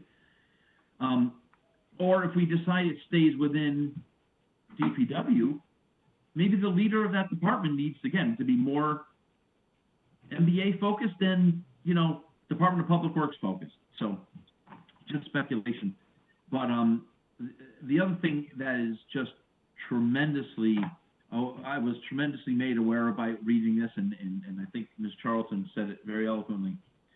We got to follow this up with the next round, which is purchasing and then finance, because and I'd asked Mr. Centofanti for a percentage, right? There's so many processes here that I think are common to other departments, right? But and maybe it's an unfair question for you, but like with purchasing policies, how many did you really touch here? I mean, if we said to you tomorrow, go look at the purchasing department, have you done 80% of that by doing this DPW survey, you think, or what percentage?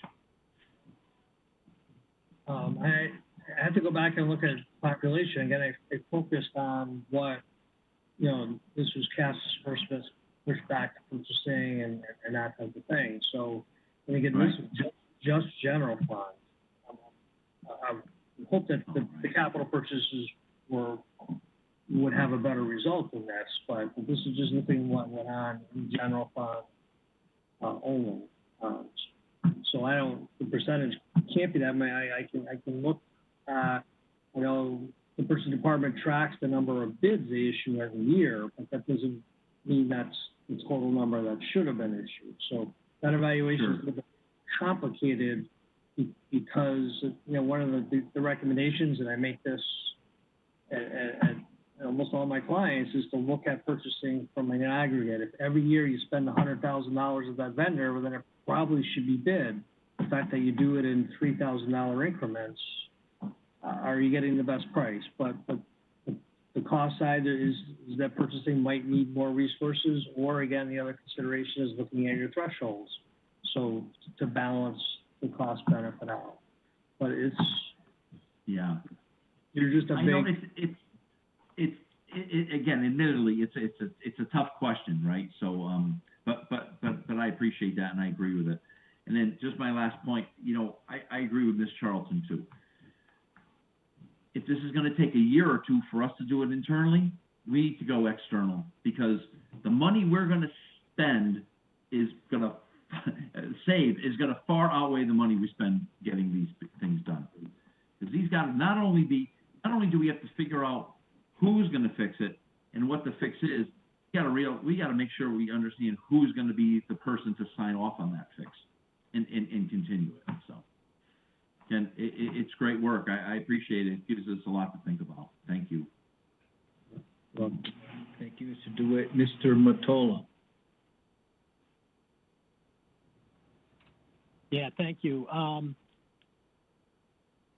I agree with what Lori and what Chris have said so far. I do want to point out, though, that we may not necessarily have to reinvent the wheel here, because a lot of municipalities around us have very detailed and good purchasing policies. So one of the things, whether we do it ourselves or someone like Joe's company does it, they're out there. I mean, I work for a municipality, a big one, that has a really big detailed purchasing policy. Pages long, and there's other municipalities that have that. So I think I probably would be in favor of doing this on the outside, but I don't think it should take that long for us to implement a purchasing policy that protects the taxpayers. The thing that troubled me about this report on page 39, and I mean, it just smells of, I hate to say it, corruption, where you have, and this is to get around a purchasing policy. You have in the bottom of page 39, for all 3 fiscal years, we noted multiple purchases to the same vendor in the amount of $2,900, with the check amount in some cases being more than $3,000. I mean, it's obvious that whoever was doing that was trying to get around the purchasing requirements and was, I can't accuse somebody of doing something illicit, but it certainly it doesn't pass the smell test. Let me put it that way. And that's a way to dole out favors to people in getting around a purchasing policy. And things like that have to be prevented. And we can have a policy in place that prevents things like that. So that's all I have to say on that. Thank you, Mr. Mottola. Yeah, and that's a good point, and we discussed this in our audit committee. It's obviously deliberate, and it was allowed to go on. It's almost like it became just part of doing business. It was allowed, and then it was okayed, and just forgotten about. So I would think that the people that were utilizing this way around any policy that we had, thought that it was condoned from leadership, right? That it was okay to do. So this is why I think this is not, this is a situation where it has to start up here and then get into the details. It's not something you tackle one thing at a time almost until you put an overall plan together to figure out how you want to approach this. And then we can figure out, once we fix this, do we go to another department or whatever. But there has to be, I think, a pretty sophisticated plan to be able to deal with everything that's wrong with how this department has been run. So Mr. Bateson had a question, and then I'll go to Mr. Walsh and Mr. DeWitt. Mr. Bateson? Hey, Jim, can you hear me? Yes. All right, quick thing. I just want to follow up with Lori. First of all, I agree with basically everything Lori Charlton just said. I just want to clarify what I heard from her in where her position is do you want to, what do you want to see outsourced? The fix of the problem, or do you want to see outsourced further investigation? No, I thought that it would be, helpful to have Mr. Centofanti assist with updating the purchasing policy. Again, he does this for a lot of clients. He has access to what other towns are doing. And it's not just writing the policy. The implementation gets into other elements, obviously, right? Because we found that even when we had a policy, documentation wasn't maintained, things weren't uploaded to the system, things went in a backward order, training didn't happen. So the pieces of it, I would be in favor of kind of looking at implementation and Ed, just to get back to a question Chris asked, Chris said, gee, based on what you looked at, did that cover sort of the whole thing? The auditors didn't look at capital items, right? We just looked at expense items that were going through purchasing. So that whole element, we have no idea. We assume that's better because capital usually gets more eyes on it. But in terms of bidding process and everything, that wasn't even touched in terms of investigation. So I'm not suggesting we do another audit. I'm just suggesting that updating a policy and then putting procedures around implementing the policy and training could be something that, they could probably help us get there in a quicker and more cost-effective way, I would guess, than we might be able to. So. Okay, I agree with what Lori's saying, and that's where I am. In reading this report, everything that was revealed to me, this is a systemic problem. Everything that I saw in that report, it happened repeatedly, over and over. So I don't think, quite frankly, I don't think we're capable of fixing it ourselves. And when people like Joe are involved, these people have expertise in this. They're faster at it.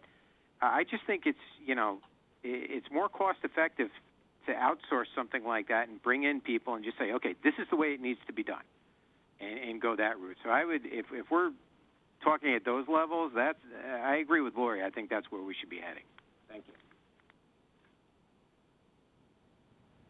Okay, thank you, Mr. Bateson. Mr. DeWitt, did you have your hand up? No? Okay, Mr. Walsh, I believe I saw your hand up. Yes. Following up on Mr. Mottola's thing, this whole thing about employees purposely working with vendors and putting in $2,900 invoices. Is there software out there that would automatically find out that this is a systemic problem and find it when it's going on? Because I know in the business I work with, we pay for these we look for trends like this. We pay for the software because we don't have time to be going through and looking at every point of sale entry. But we can find, there's companies that show patterns and point them out in monthly reports.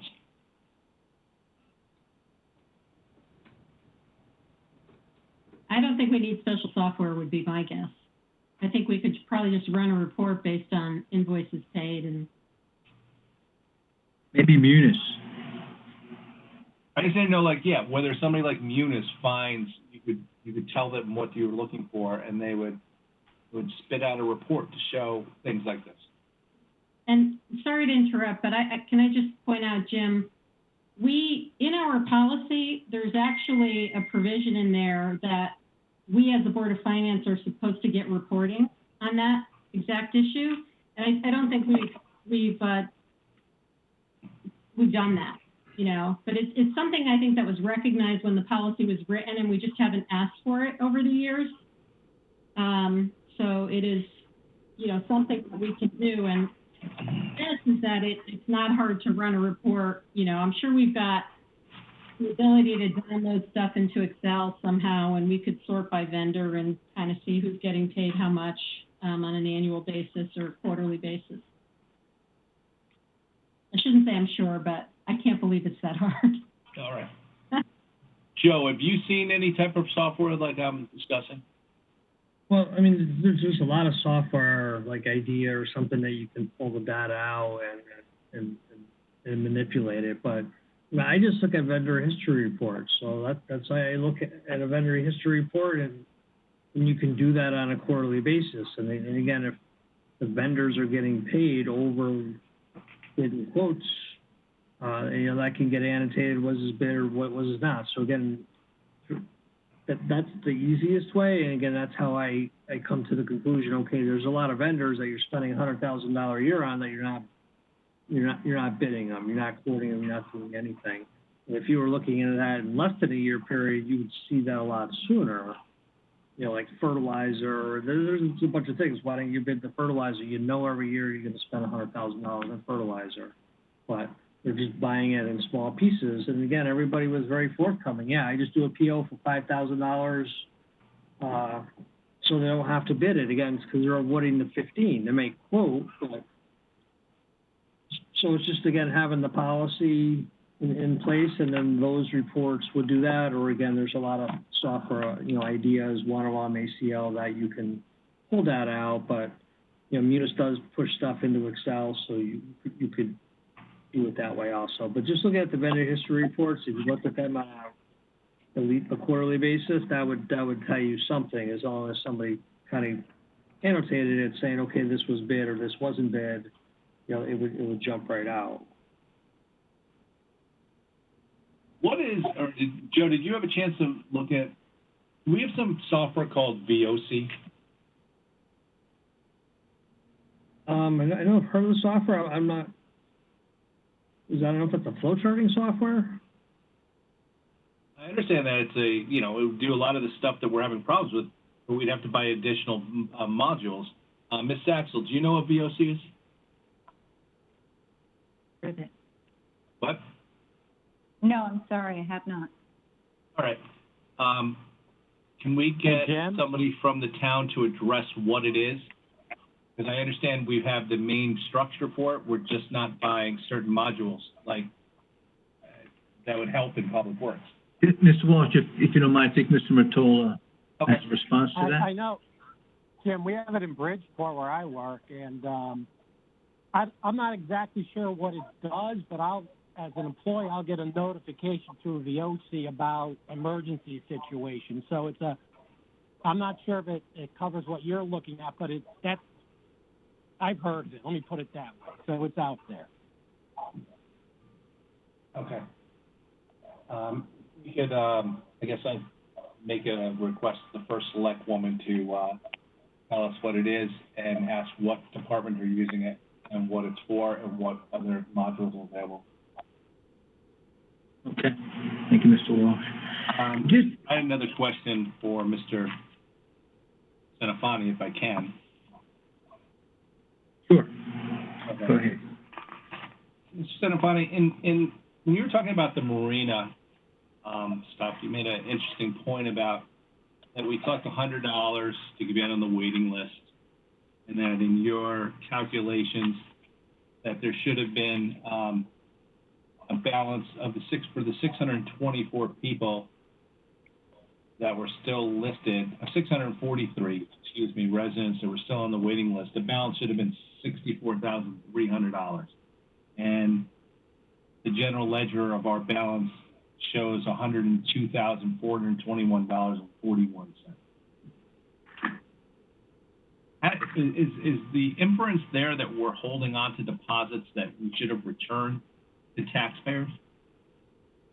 Well, it's either that or there's some forfeiting that goes on, because some people may reserve all three sizes and they only take one. They'll forfeit the other two. So it's just a reconciliation thing. So obviously it's better to be higher than lower than what the list was. Okay. Do you get if your boat slip comes up and you decide not to move forward, you get your $100 back? No, it only gets applied if you take a boat slip. So if you choose not to do the boat slip you stayed on or you want to be removed from the list, that's a $100 fee for just playing the game. Right. Or again, if I wanted small, medium, large, and I'm willing to take the first one that comes up, then I'm gonna support the other two. Okay. All right, thank you. Sure. That's, Ms. Walsh, That's what I have for right now. Mr. Testani, and then Mr. Leclerc. Thank you, Mr. Chair. Mr. Stefani, thank you again. Just to echo my fellow board members, it's a really comprehensive report, really well presented. I just have a couple quick questions. One is, obviously the first select woman talked about, sort of a committee to sort of implement some of the suggestions that you've come up with in the audit. I'm curious, are there other recommendations that you suggested that have already tried to be implemented that you're aware of? Is there a priority list? I mean, I read the report. Are there maybe the top, let's say, the top 5 that you suggested to her or to the administration to say, out of this report, here's the top 5 things that you might want to think about implementing immediately, and what, if anything, has the administration worked with you on in terms of what the town could be doing to help the DPW, whether it's the superintendent, has he reached out to you, or have you reached out to him to sort of review the report? I'm just trying to get a sense of where we are right now with the report and how we could move forward with continuing to improve from what you've recommended in the report. And again, thank you so much for everything that the report entails. Yeah, since I'm hired by the Board of Finance, I report to the Board of Finance and not administration. So I haven't reached out. I take the direction from the board. So that's something I certainly could do, but I didn't talk to the new super or the first selectman or the office because the report, again, was contracted with you. So you get it first, and then however I can help after that, I'm happy to help. But I'm waiting for yours. That's exactly right. Yeah. Thank you. That's exactly right. So the report is a report back to the Board of Finance, and then we'll work with the administration moving forward. And Jack, you might have heard Brenda say that she's already working on some of the ideas. I mean, they read the report and they're already putting some. I believe, and Ms. Saxel, you said the same thing. You've already fixed some of the items that were found in the report, so it's just being worked on. Mr. Clare.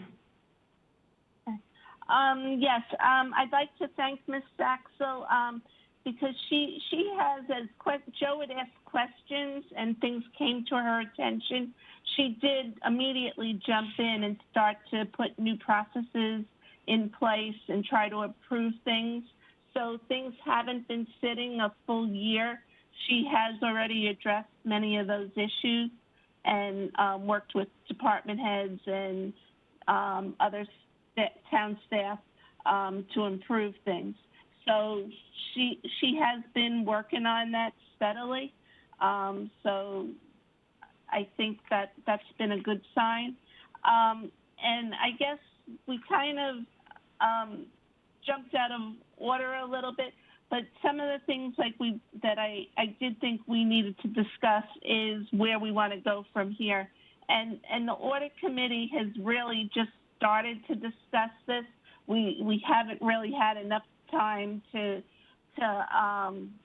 fully know how to continue on to review this. But we, as a committee, don't have time to oversee all the implementation of this, as Lori mentioned, and it really is on the town's shoulders. So, we tried to separate some of the things that as an audit committee we should continue to oversee and and follow, although not actually do. And so like the most pressing issue that we saw was like the review of the purchasing policy and the bid waivers to make sure that those are improved, and that would address items townwide. And so I think someone does need to do the legwork on that and gather the best practices, policies from other towns, and create new forms and distribute the policy and train everyone townwide on that. But I think that has to start at the town level, and we have to decide whether they need outside help to actually draft a policy or whether they can gather enough information from other towns and sample policies to create a new updated policy. But I think the audit committee should continue to follow that process, and then we would bring it back to the full board, because that is something the board approves, and that's by charter.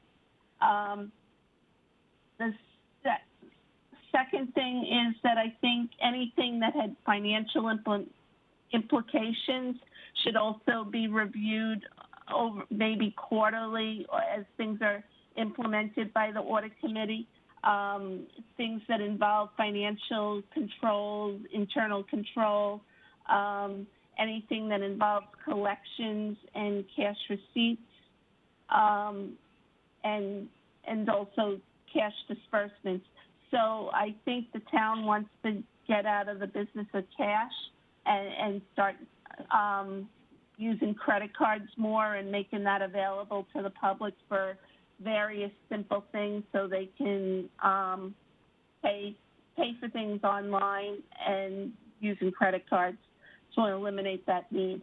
And so I assume the town will be looking into that, and I think they are already working on that. I don't know what additional testing needs to be done at this point, because I think we have a lot of things to fix right now, and some of them are going to be costly. So from my position, I feel like our money is better spent on implementation of improvements and the things Joe recommended, and how we do that. I think the town will need to guide us, but we may need to see funding in the future. And then the other thing that I think was missing in this whole process was a reporting back to us, and that the town needs to report to us items in the purchasing policy whenever they don't follow the policy. That needs to be brought to us, whether it's monthly or quarterly. We need to be kept in the loop on that, and to know when they use other procedures.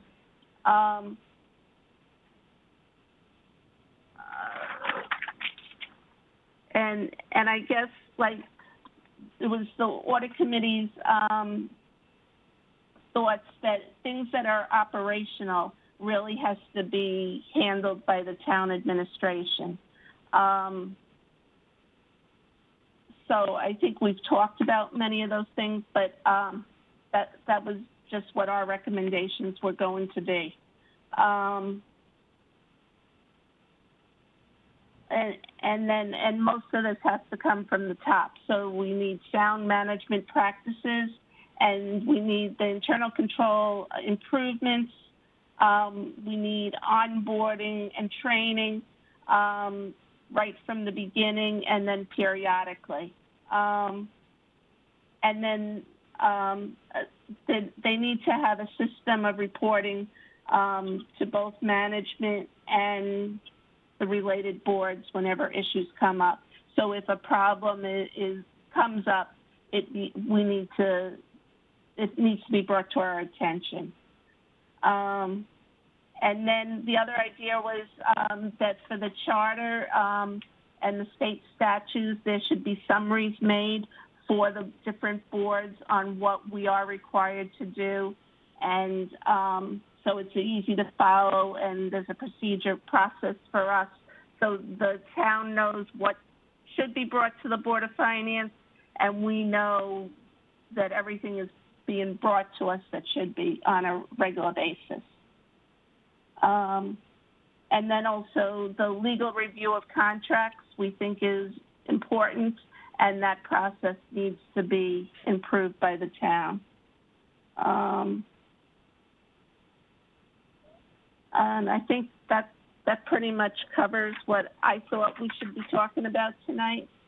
And I do like Brenda's idea that they have a committee that is going to implement these changes, and that there should be a Board of Finance liaison to it. Thank you, Ms. Leclerc. And I think, yeah, we touched on a lot of what you just kind of went over. And so I appreciate you just keeping us in check here and running through some of these recommendations in order.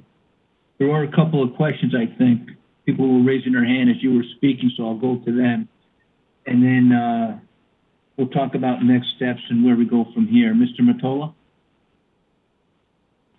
Thank you. So, Mary and the Audit Committee, the purchasing policy is supposed to be the Board of Finance's domain, right? I think everyone agrees on that. That's what we're charged with implementing. So is it your suggestion, if I heard you correctly, that should come from the town, whatever they want to do, they draft a policy, devise some type of policy, and then give it to us for our, I guess, review and approval? Is that what I'm hearing from the Audit Committee?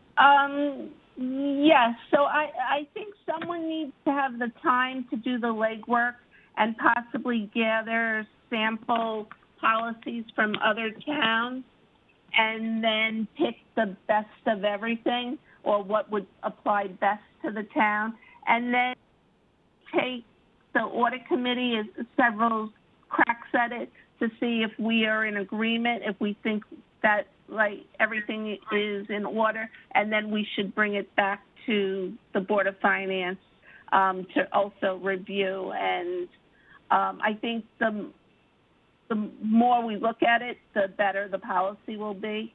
Okay. And I don't know, like if we need to go out and purchase one, I guess I think it should be available from other towns, is my guess. And Joe gave us a pretty good outline what our policy is lacking. So he has, right in this report, points that we need to consider.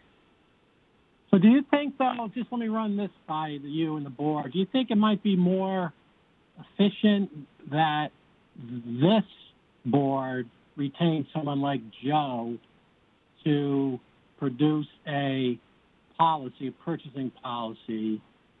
The way I'm thinking about it is that we get that purchasing policy and understand that once we see it, there may be budget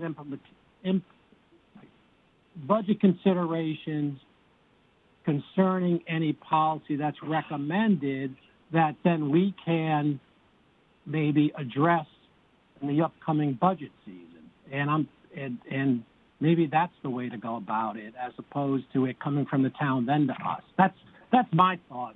I don't know if people agree or disagree with that. I think we could have a purchasing policy in place for the next budget season. Whether or not we can implement it is a different question, because there may be some costs involved with that. But I think we could, using someone's expertise, not that we're all doing the legwork, but getting that piece done first. That's my opinion. Yes, I think it's a priority, and I think it needs to be done as quickly as possible, hopefully over the summer. And I didn't think it was going to be a long time to get a good working policy in place. But I think what our old policy was missing was a reporting mechanism back to the board.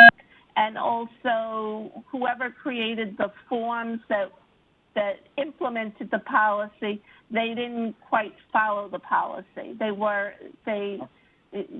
So someone needs to really, once the policy is determined, then we have to go back and recreate forms that can be distributed to the employees, so they actually are forced to follow the policy.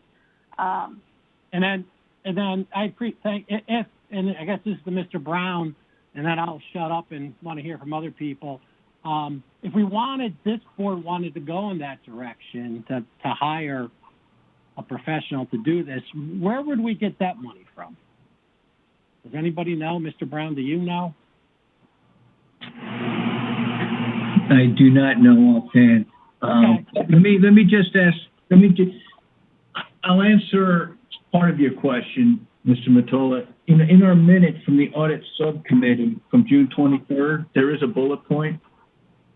Okay. And it was about me speaking to someone on this board about the purchasing policy and having auditors involved in the beginning, getting some help in the beginning. And the person I was going to speak to was Mr. DeWitt.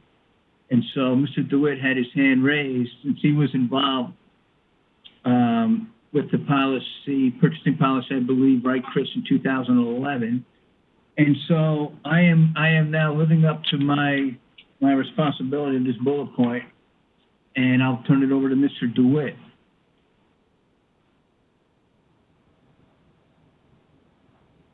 I'm not quite sure what you're asking me. You want to know what happened in 2011?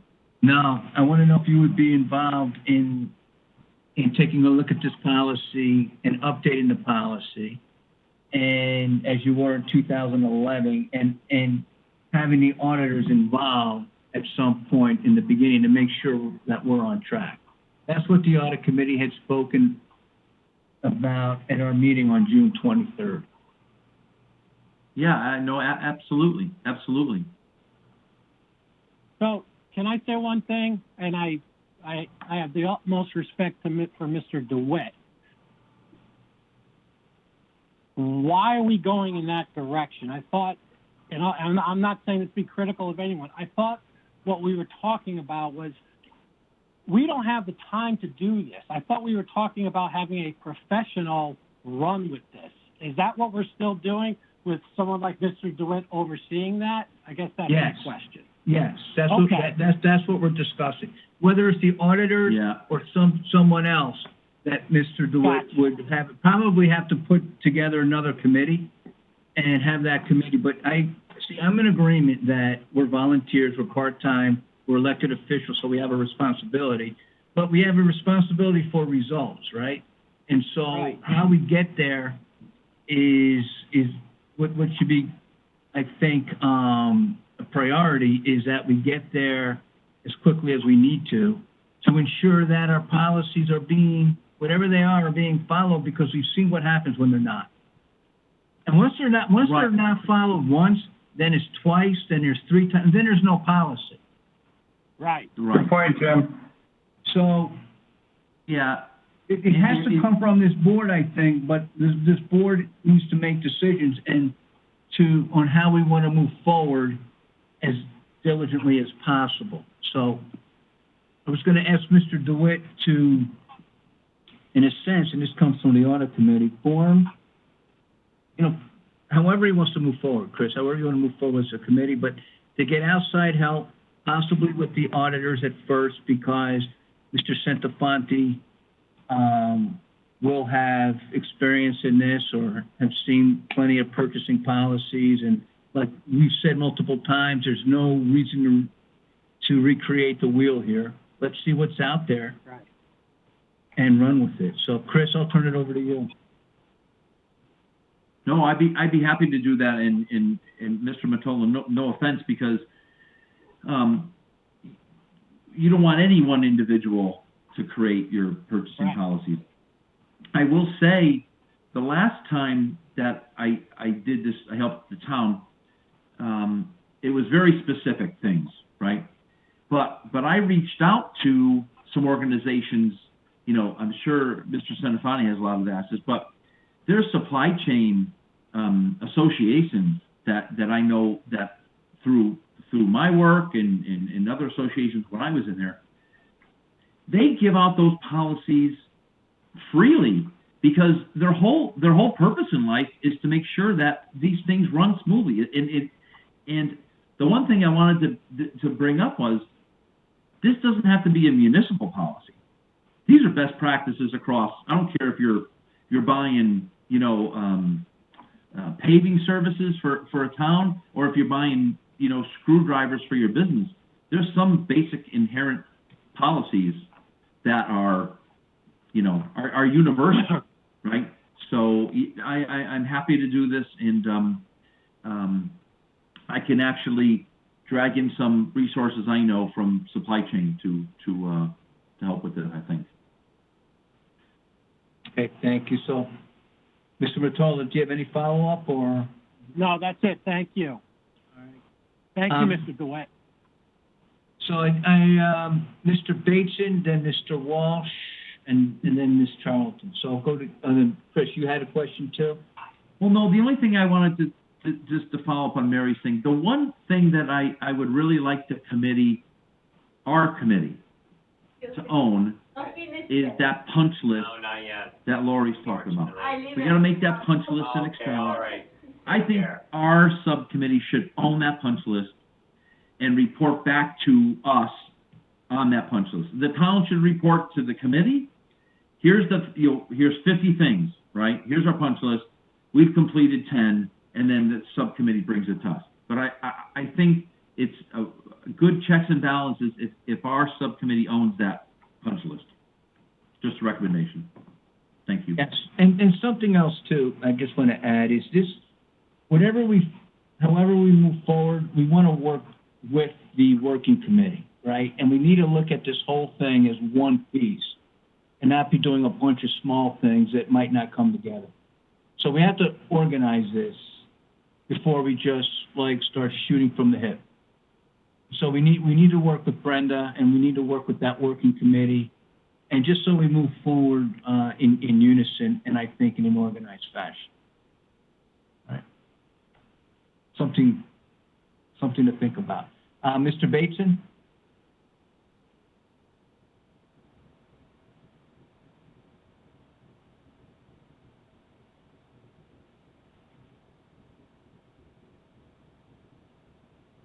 Ed?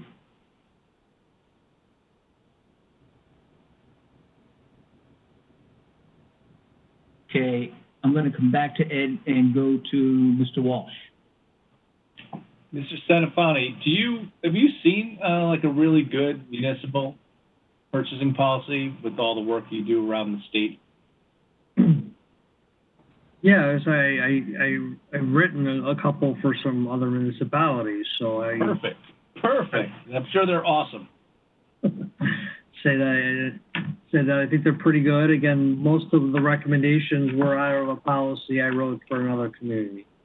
Okay, so you're the perfect person for the job to work with Mr. DeWitt. Hopefully speed this process up. That'd be great. Thank you. Sure. Okay, I agree. We just want to make sure we're all moving in the same direction with the working group and our committees. So just have to coordinate our efforts. Ms. Charlton. Thank you, Mr. Chair. I just want to say, I think as we look at the policy, it's important to pick up as many lessons learned from this document as we can. So I just want to point out one recommendation that I thought was interesting, and it's on page 8 of the report, and it talks about our Parks Division and how we've outsourced park maintenance. And the outsourcing costs have been very uneven over the years, and in 2019, they were over $700,000. I believe Mr. Centofanti told us because we outsourced a bunch of things that were not in the original bid, right? We gave them a bunch of add-on work, and the costs escalated quickly. So the recommendation here is that the town perform an analysis of this and see whether it makes sense to outsource, right?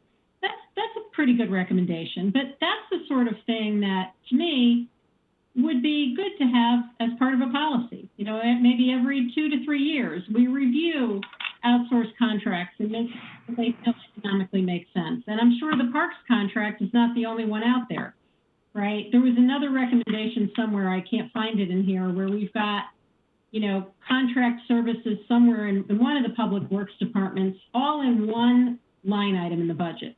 It's a huge line item in the budget with no detail, no breakdown. So when we're going through the budget process, we don't have visibility and transparency into what's in there. So, you know, a lot of these little things, I mean, I'm sure there's policies that are off the shelf that we can pick up, and Mr. Centofanti's probably written some good ones, but I also want to take advantage of some of the things we've learned here and, you know, get something that's not, you know, not crazy, but make sure that we are thinking about things that we didn't look at during this audit. We didn't look at Board of Ed at all. I have no idea if they operate differently or if they're doing things in an optimal way. Did we ever memorialize some of the lessons we learned after the Julian incident? You know, policies to vet business partners, you know, the structure of their entity, you know, bidding, like formalizing into a policy how we make sure that, you know, performance bonds we get are valid, like all that stuff. I think we put Band-Aids on those things, but, you know, again, making sure that, you know, the broad set of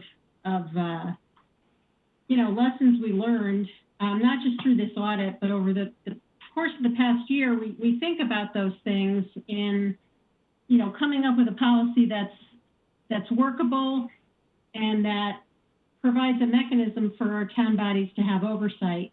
And the last piece I'd mention, and again, this is where I feel like someone like Mr. Centofanti could provide some good insight to us, is this whole concept of thresholds.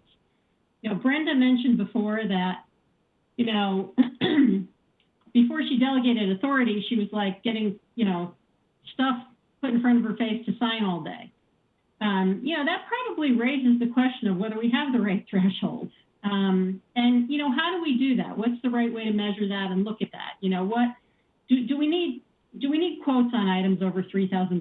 Does that make sense for a size or not? So, you know, a lot of these things, I think, you know, yes, the town's going to have to do the legwork on some of the implementation, et cetera, but, you know, I think that getting, you know, an outside view could really be invaluable to us.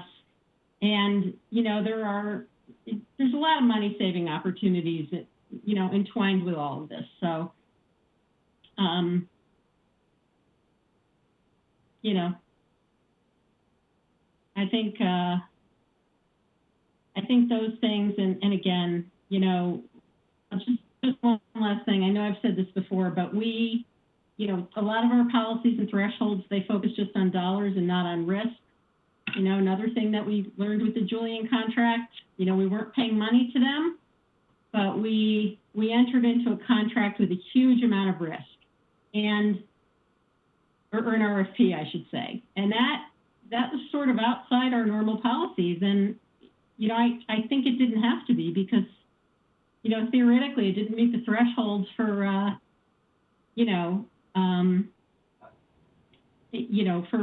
for a monetary contract that we would have. So, you know, again, all of these things I think are good things to look at and, you know, and build into the policy, and to Mary's point, kind of the reporting that we look at periodically. So thank you again. Okay, thank you, Ms. Charlton. Mr. Bateson, then Mary, I'll come back to you. I just said it came back. Mr. Bateson? Yeah, Jim, can you hear me? Yes. Yeah, sorry I didn't respond before. I had to take a work call. I've read the report a couple of times, and I kind of, where I'm landing on all this and listening to all your opinions, which are all good, I'm really struggling with philosophically how, as a board, we're going to approach it. I've heard several different viewpoints, and over the past 90 minutes of this conversation, where I'm landing right now is I I don't think it's the Board of Finance's role to actually get down into the dirt and figure out these policies and procedures. Even though, I mean, we might have a significant role in purchasing policy and all that, I really think that this needs to come from a new CFO, has to sit down with the purchasing director and the first select woman. There's been a problem that has been identified, and I think this should be paramount to that, the new direction of this department. I just don't think, if I was in an organization and the Board of Finance said, this is the way you should do things, and then the CFO is standing there, I think the CFO should set the rule and say, this is how we're going to run this department. This is the proper way we should be doing things, and I expect all of my staff to abide by this in all departments that report to me. I think that sends a more powerful message than having somebody like the Board of Finance saying, this is the way you should do things. I think, yes, we should have a seat at the table and advise them, and they should put any policy they adopt before us for our consent and approval or whatnot. But what I read in this report that really struck me, and to what Jim Walsh had said, is the intentional circumvention of the current policies. You know, we had that structuring. I mean, everyone is in finance and the IRS knows structuring. You're specifically doing something to avoid detection. And that's what I saw in this audit report in a department. And that strikes me as okay, there's a problem here. And it needs to be addressed on the inside with supervision from the outside. I just think that this correction needs to come from within. And I think a new CFO needs to guide it. That's where I'm landing on this. Yes, I think the Board of Finance can help the process, but I really think that the belief in what they're doing needs to come from within. So that's what I got right now. Thanks. Okay, thank you, Mr. Bateson. I'm sure there's a comment or two based on what Ed just said, because I think most of us, if not all, are in agreement with that. And if we looked at Ms. Claire's recommendations and what Mr. Claire just said, the operation part of this thing, and really the meat of how to fix this lies with the administration.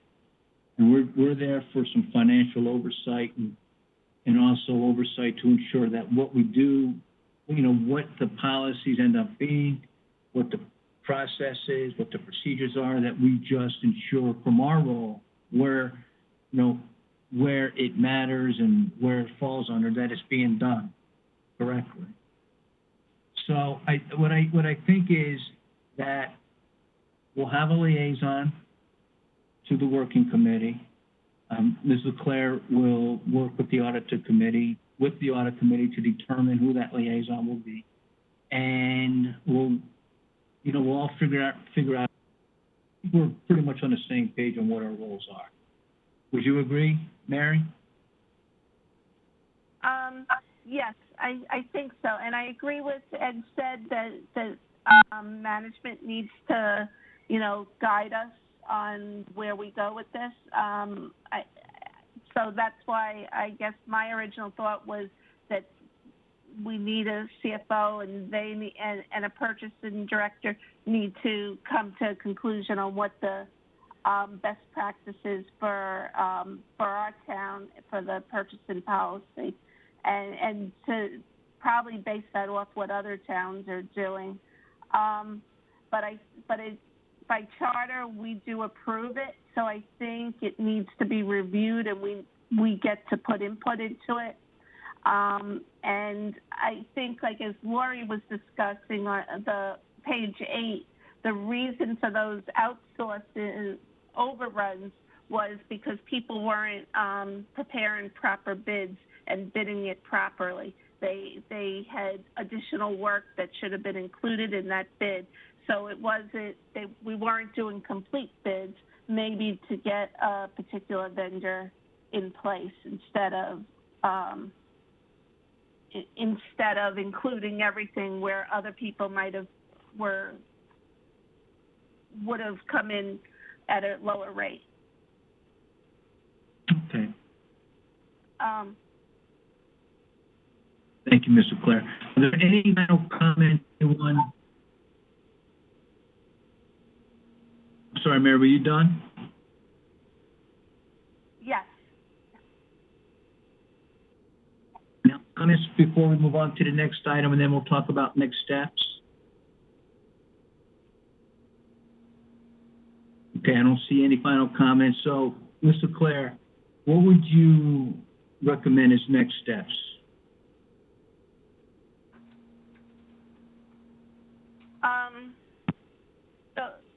So I think we've really discussed many of them, but I think the main one is that we have to get this oversee getting a new purchase in and bid waiver policy in place and everything that follows. I think administration really needs to get the proper personnel in place to do that. And I think the committee they set up should lead us that way. And I think the audit committee needs to, I guess, follow up now with the finance committee at the town level to what they think is the appropriate thing. What the matrix that Lori had discussed before, we had already asked Caitlin and Connie to start creating that and to format that for us. And I guess once they have something in place, the audit committee should add our recommendations. So it definitely provides all the information that we think the Board of Finance will need to make sure that everything is in place. And then I would think at some point in time, we would need to either have Connie go back and do an internal control audit or rehire Joe to do another review to make sure everything is in place and working the way we thought it would. Okay. Thank you, Mr. Claire. Mr. Centofanti, do you have anything to add?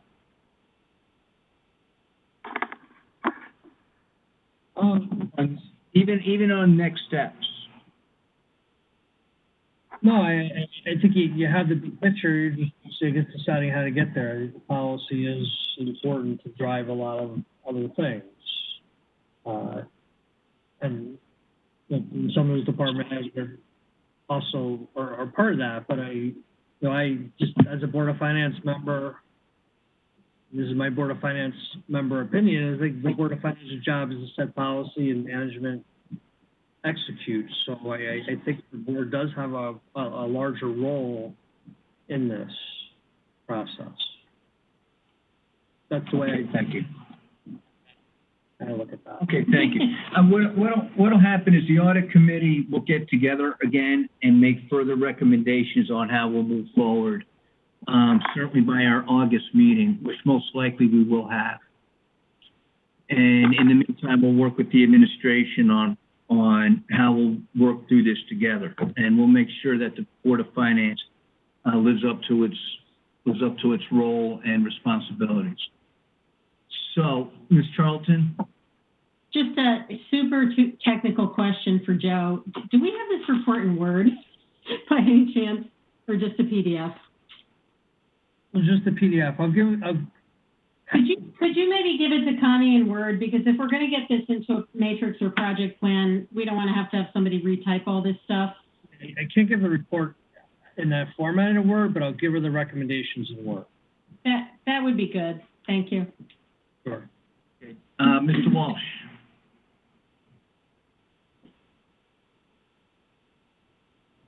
Okay, in regards to next steps, and we're going to have to get our handle on where we're going to be going with this.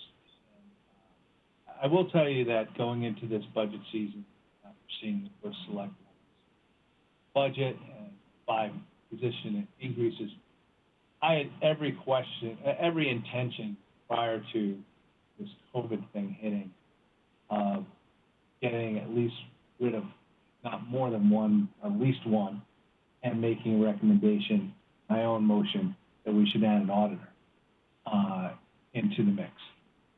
And now having read Joe's report and having gone down this road, and seeing all of this stuff, which I didn't really comment on much of it tonight because I just think the report speaks for itself and I just didn't want to waste a lot of time. You know, and the first select one's made a commitment to, you know, get our hands around it and correct a lot of things. But I really believe now, in thinking about this over the weekend, that I really think that we need to do something and beef up some area here to do further auditing. Because I see this as being, I think that there's going to be some similar problems that can be found in other departments that we might as well sniff out in the next year or two, kind of correct a lot of different things. And the best way that I thought we could do that would be to basically have to retain Mr. Centofanti's firm and pay them more money to continue doing things. Maybe as we go through this and the audit committee can make recommendations, have him take on other assignments, not just the purchasing policy, but go into another department, see whether we're finding the same issues. Because this has got to be a town-solved problem. All of these things got to work together. And I just think we got to start looking at, we're going to have to spend more money in this regard, not just the money we pay him for our audit that we do every year. That, and maybe this board's going to have to direct him on areas we would like him to look at. I think it's a lot more bang for our buck for him to do it than to hire another auditor where we're going to have to pay, you know, a good salary, plus benefits, plus, you know, 401A contributions. Because Joe's firm already pays him that. So we could just use I think we get our most bang for our buck doing something like that. I don't know whether anybody has a position on that or we continue it later on. I don't know how much I'm talking about even right now. I would imagine it'd be, you know, for the first couple of years, at least $50,000. But I think that to just say we're going to handle this area and try to correct some things and just pretend like nothing's happening anyplace else, I don't know. I don't feel comfortable with it. Thank you. I think, Jim, here's how I appreciate that. And I think, look, when we all read something like this, there's a lot, I think, that goes through our minds. And one of them definitely is what's going on with the rest of the town. But I still think we need to come up with an overall plan on this one because it could be similar. I think we need to get our arms wrapped around this a little bit before we start thinking about another department because we may be able to use some of the same game plan for the next department. So if we come up with some type of overall way to approach this with our board, with other boards, working with the administration who's put this committee together, I think we'll be more organized before we jump into something else. So what I think what I'd like to recommend is, we've seen the report, we've all seen the recommendations and heard from Ms. Leclerc, from Mr. Centofanti, from Ms. Kupchak, and from everyone else, is if you would like to send over your thoughts to Ms. Leclerc, recommendations that you have, we'll meet as an audit committee, and we'll report back in August. And by that time, maybe we can put some of these pieces together for us and go from there.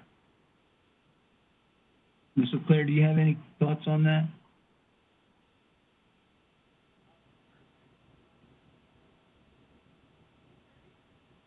Or Ms. Charlton? Sorry, I did have some thoughts. Sorry, I was on mute. I think that that the assumption should be that there are issues town-wide, and in my opinion, there's so much here to fix that I think we need to focus our efforts on fixing them. But in that process, by fixing the the purchasing, the bids, policy and procedure through the town, having management flow, everything, putting onboarding training into place and training policies. I think that would be a town-wide approach, is the way I would see that. So I think any problems that are existing out there would be solved during this process. And then I think there needs to be a follow-up to make sure things are being done the way they should be done. And when that follow-up should happen is probably maybe starting like next summer, to give them time to implement everything. And then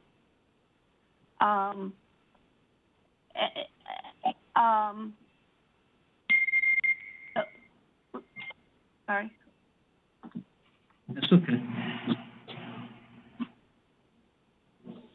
Okay, I want to start to move on from this because we've talked about this a lot, and we'll meet again. If you could send us your thoughts and ideas, and we'll put this together. And again, we'll work through this as a board, as a subcommittee, and with the administration. I think we all agree we need to get the CFO hired, and we need to get a department head for the DPW hired as soon as we possibly can. Ms. Charlton, did you have anything to add? Yeah, I was just going to throw in my 2 cents on what Mr. Walsh said. I think part of the reason that this seems like such a big task is because a lot of the recommendations in here are so broad. And if you look at something like purchasing, it touches, many of the recommendations in here touch multiple departments in the town. That's why the first select woman needed a working group, right? It's not like the department head can go in and fix these issues. Not all audits are like that. So there are other areas that we probably can and should look at that, the leader of a department can fix, or there might be isolated things that, I don't know how much Board of Ed is really in the purview here, but, I think this may seem a little bit overwhelming for that specific reason, just because they are broad issues that were identified, but not everything is like this. And I think about some of the audits that Ms. Saxel has completed, which I think we still need to talk about, and maybe we can do that at our next meeting. But, there are a lot of good recommendations in there that will save the town money that I think are important. And, they're not going to require working groups to fix them. So I just would keep that in mind when taking Mr. Walsh's comment into consideration. Additional resource to do some of that work, I think can be done without, adding the implementation burden on the same group of people. We don't need, the CAO and a working group involved in every single audit recommendation. I think department heads can and should own fixing things that relate to their department. And, and I don't think we should be necessarily, just kind of put pencils down on everything else while we try to fix this. I think things can happen along multiple paths. So that's my 2 cents. But I totally agree with the need to prioritize. So that was it. I will say, Ms. Charlton, in response, we still have the issue where, 10, 15 years ago, Ms. Saxel had a counterpart with her. They were doing audits. One was doing audits 8 hours a day, 200 days a year. Ms. Saxel was doing, I think her statement at the thing was, 75% of it, but some little small special projects here and there. And now she does, I thought she said, I'm not trying to put words in your mouth, Connie, maybe it's increased lately, I'm not sure, but, you were doing audits less than 25% of the time for a while. And you're the internal auditor whose reporting responsibility is under the charters to the first select woman. And but you have so many special projects because you're in finance and you're undergunned in finance that they need you for other things. And auditing is kind of, not because of you, but because of the management of the town. The first select person, whoever that person is, down to the chief fiscal officer, have set your priorities of doing other things. And so we're still there. So because we had a problem at Public Works, we hired Mr. Centofanti to prepare an amazing document showing us that maybe we should have been doing auditing work the same way we used to do auditing work for this size town with a $300 million budget. But we choose not to. And this Board of Finance is part of that. Make no ands, ifs, or buts about it. We all sat here and didn't demand that we see audits. And it's just something I think we're going to have to get our hands around, and how do we get comfortable with this now that this is blown up. I know we're going to all focus on this. This is going to become like the next year. But it scares me what else is still out there. And it really scares me that after all of this, we're not making any further commitments. The first select woman is not telling Ms. Saxel, okay, you're full-time audit now. She's a member of the finance department. She does other things. She's got other talents that they want to utilize her for because they're undergunned. So either we have to make a decision to put another person into finance and make her a real internal auditor, because her title is not even the majority of what she does. You know, it'd be like saying I'm the town attorney, but 80% of my time I'm actually in Public Works, you know, directing staff around. So I don't know. It's still not a good taste in my mouth, even after the lesson learned by Mr. Centofanti's report, that we're not putting more resources towards this issue, either in his time, Ms. Saxel's time by hiring somebody else to do the finance work she's doing, or to hire another internal auditor. That's all I have to say. Thank you, Mr. Walsh. Okay. I think this is part of what, it's one part of the puzzle, and that's why we'll have a liaison to this working group. But this board will make its recommendations and will ensure that what we feel needs to be done gets heard and we move forward. I'll take Mr. DeWitt, and then I'm going to want to move on to the next item. Do you have a comment? Oh, okay. All right, so thank you, Mary. Mr. Centofanti, thank you. Ms. Saxel, thank you. And I think you can be extremely certain, as certain as July 15th is coming up and taxes are due, that you'll be hearing from us again. Okay? But thank you again for all the work that you did. Ms. Saxel, thank you. Thank you, Joe. Have a good rest of your night. Okay, Mr. Bremer. I'm here. Okay, do you have a camera, or are you hiding from us? No, I don't have a camera, but I'll get one. So we are on item number 7. It's our favorite spreadsheet. We're going to get an update on our COVID-19 related expenses. And Mr. Bremer, I'm assuming you're going to lead us through this spreadsheet. No, once again, I have to say I'm turning it over to Connie. She's our COVID expert. Okay, I didn't know that. So now we just talked about how Ms. Saxel has multiple responsibilities and how, she's spread very thin. And we just gave her another responsibility. Yep. Which is the COVID expert. Another audit not being done. Okay, so it's another, that's right, Mr. Walsh, it's another audit or two not being done. Who needs an audit in terms of COVID? That's right. I think we'll find that we do. So, Ms. Saxel, we'll turn it over to you. Yes, hello. Yes, one of my other hats that I wear is compiling data for COVID expenses related to the department.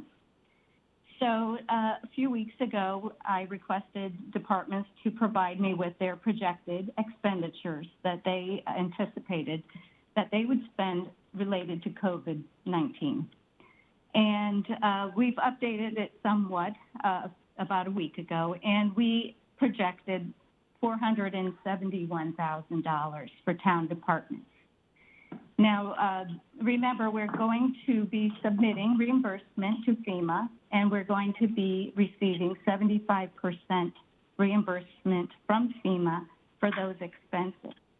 Furthermore, through the state of Connecticut COVID Relief Fund, it's called CRF, we are also entitled to 25% reimbursement for the remaining, so that would give us obviously 100% reimbursement for our expenditures. So for the last several weeks, I was compiling actual expenditures because I would like to submit for reimbursement to FEMA for these expenditures. The expenditures cover the period January through June 30th, 2020.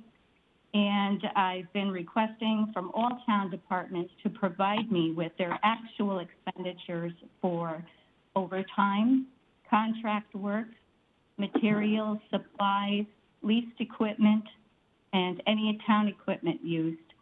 And to date, so far, what I've compiled, I'm still not finished. I've gotten $292,000. So my goal is to put an official submittal in hopefully by next week to FEMA for 75% reimbursement. And they tell me it will take about 2 to 3 weeks before we hear from them regarding what we will be receiving for this reimbursement. After that, I am going to be going onto the state of Connecticut website. They have a portal, and I'll be inputting information into that to get the 25% balance due, and hopefully we'll get 100% reimbursement back for our expenditures. Also, for the time period January through June, we have almost 1,500 hours, man-hours of volunteers who have volunteered their time to the town, distributing food to the needy and lunches and so forth. And I believe through FEMA, we are also entitled to reimbursement for the volunteer work as well, so we will be getting something back for that. Also, we'll be getting credit for administrative work, which would be my work that I've been doing to compile this information. So that's how we stand at this time. I'm still gathering the information. It's been very tedious, and I'll have to say I've been a little grouchy the last week or two, but FEMA requires detailed backup for every expenditure that we made, so therefore it involves various spreadsheets. I have to have copies of checks, copies of invoices. For overtime, I need timesheets, pay records, and so forth. So we will not be reimbursed without this backup. So it's been time-consuming to gather the backup information and scan it and save it. I now have 3 very large binders full of data that I will be scanning into the FEMA portal for our reimbursement. Are there any questions? Okay, thank you. Yeah, thank you, Ms. Saxon. And, oh, you're welcome. Okay, and we had some replies, I guess some explanations from some of our department heads, 3 of them. Yes, yes. Now, Mr. McCarthy's, it looks like this was his original one. I don't think this is a new one, right? This is one that he sent about 6, 7 weeks ago. Yes, that is the original one. fire department, basically their expenditures were for COVID were response calls related to COVID safety and infection control. Also, the big one was police department. And a majority of their overtime was spent for patrols and security of beaches, parks, marina, Old Town Hall, Sullivan Independence Hall, to maintain social distancing. Okay, and then we received one from DPW too. Yes, DPW spent a majority of their time sanitizing the buildings, also purchasing sanitizers, disinfectants. They were going around wiping all the buildings down. They were preparing plexiglass barriers for the employees. That was the majority of their work. Thank you. I'll open it up to the board for questions. Mr. Testani?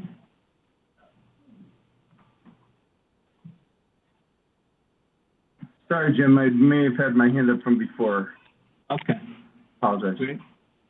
Ms. Marmion? So no questions, right, Jet? No.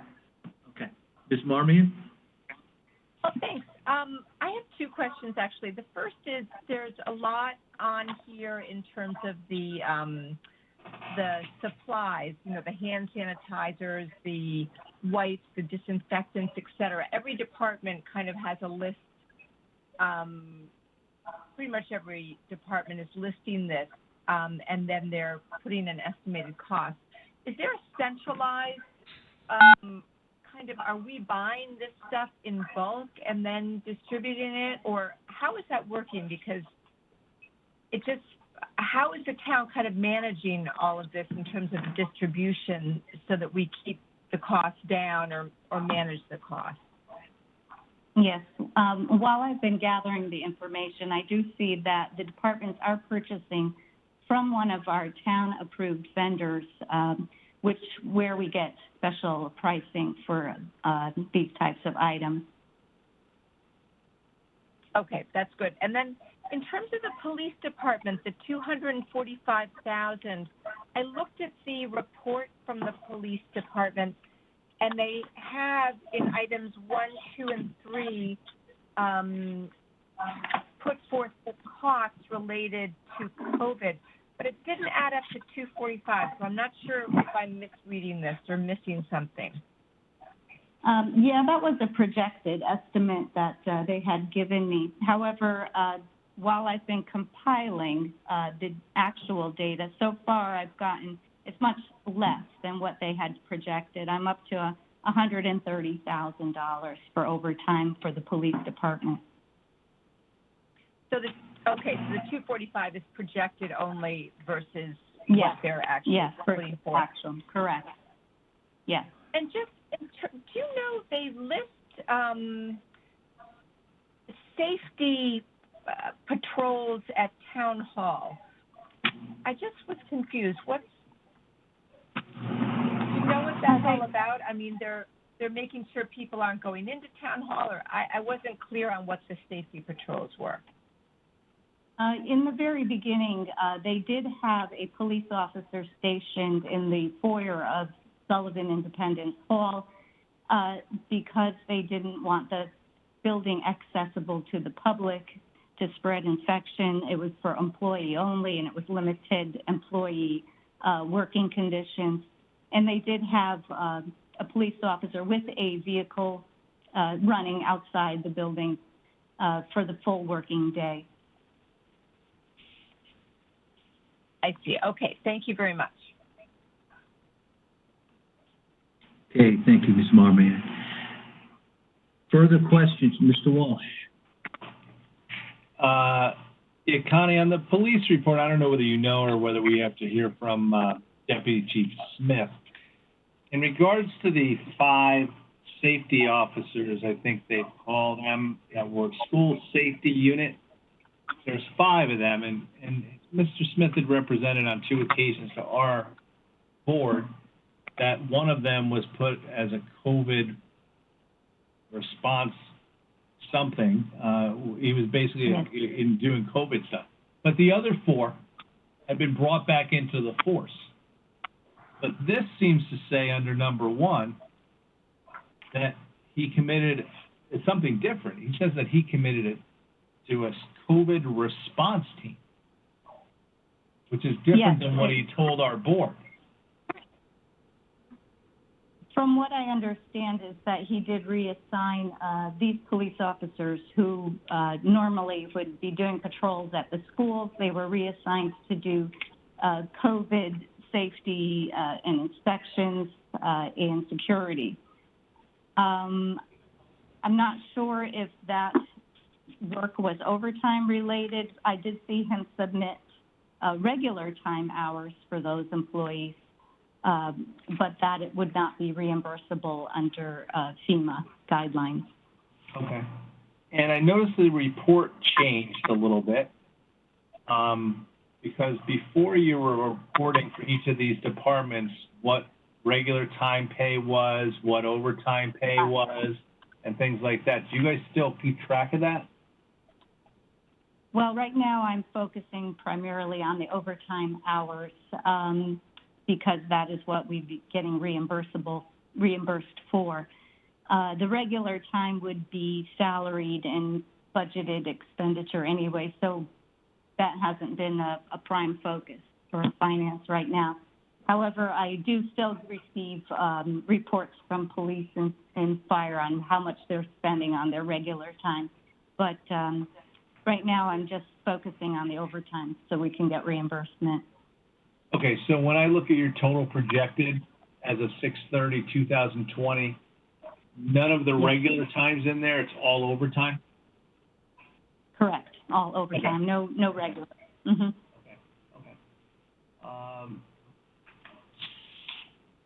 Okay.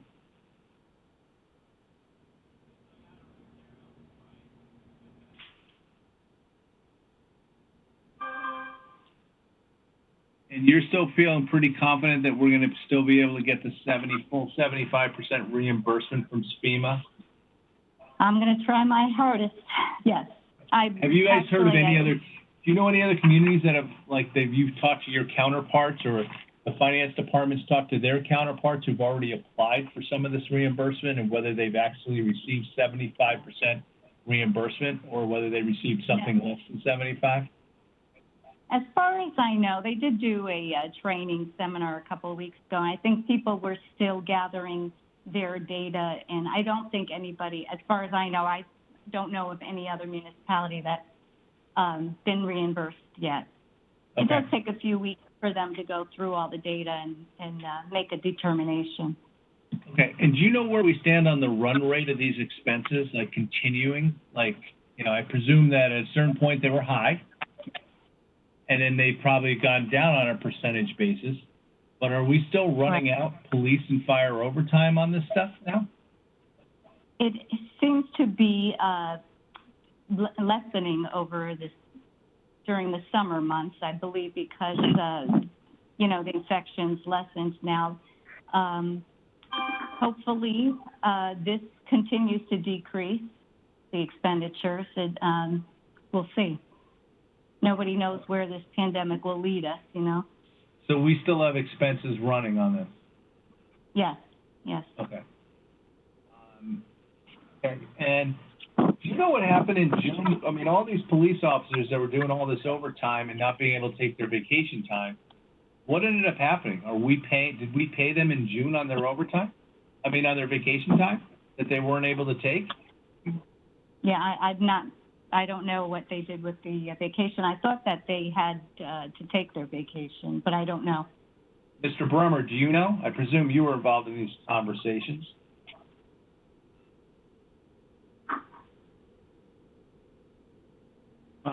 Could you ask that question again?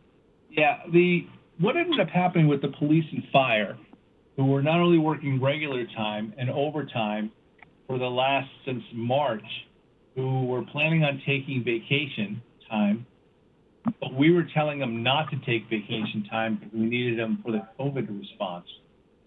Did we have to pay them all out in June? No, in fact, my understanding is that, and I know this question has come up in the past because we we had a number of police and fire raising the issue of we don't really want to take our vacation because we're kind of stuck here because of COVID, or we're kind of stuck at home because no one's taking vacation. But we kind of took a hard line and said, no, we really want you to take vacation. So it's my understanding that the vast majority of them were kind of forced to take vacation, and in fact did take some vacation time. Okay, so then our overtime would then skyrocket for the month of June or whatever to cover the people that were out for a week or two to cover their hours for police and fire? It may have, although I don't know if that was the only reason. Well, I'm not sure if the skyrocketing was a result of our forcing them to take vacation time. I think I'm assuming it's more driven by the COVID virus itself and what was required of these guys. Okay, I can explore that with the both chiefs. And Mr. Walsh, I think from what I'm hearing, they had to take vacation, no carryovers at all. Yep. So the question is how much overtime did that cause us to have, like in the month of June? You're telling me they have to take it, which I understand, they're entitled to it. Not, but did that really? Is that going to be causing like some big variance in our numbers? Because people couldn't spread it out couldn't spread their vacations out normally like over a 3-month period of time. Well, but the issue, I think, from the town's perspective is they had until the end of June to take their vacation time. So that's all baked into the budget.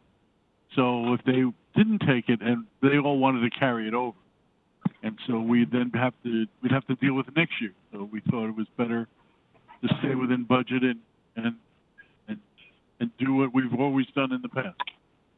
Okay. Well, it's what we've done in the past. It's just we're going to be a little bit more exaggerated because some of these guys would have taken vacation over the last 3 months, and we were in the midst of a pandemic and trying to have them work overtime and all sorts of stuff. And then now we're having to pay a lot more overtime for them being out, I guess. Oh, yeah. Yeah. There's a downside. You're absolutely right. Okay. All right. But that overtime, Ms. Axel, is not reimbursable from FEMA. Yes, the overtime is reimbursable. The regular time is not. No, the overtime for them taking vacation, I presume, is not a FEMA expense. If they worked overtime and performed COVID-related duties, yes, it would be reimbursable. Well, that would have been a really good thing to do. You get the replacements who are filling in, and you just put them on COVID duty. If they work, the plot thickens. Yeah. We'll leave it at that. Yeah. Okay. Okay, anything else, Mr. Walsh? Nope.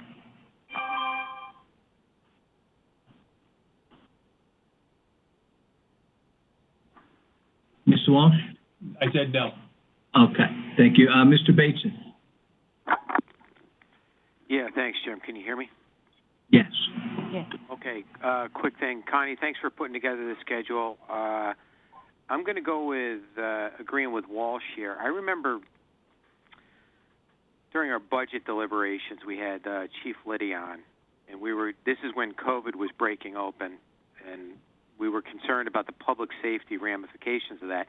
And I could have sworn, same as Walsh is recalling, that the budget impact was going to be minimal on the police department because the SROs were going to be reassigned. And, here I am looking at this document that has $250,000 in police costs.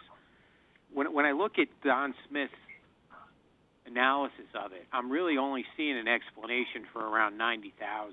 So could you send this back there? Yeah, that is just a projected figure on that sheet, but the actual turned out to be much less so far. It's $130,000 from January through June. So far, Okay, then there's another couple weeks to pay. The document you gave us says like $250,000 in police costs. Right.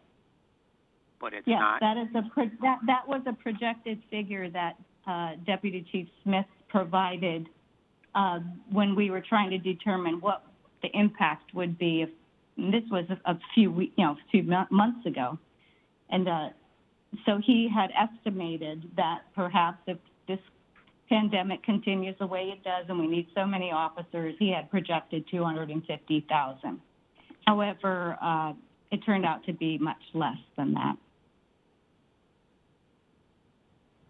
Okay, so 250 is not a real number. Correct. It was that was just an estimate based on what he thought. How many So I officers should go with he would his need. written memorandum that's included in the backup that specifically identifies like $90,000.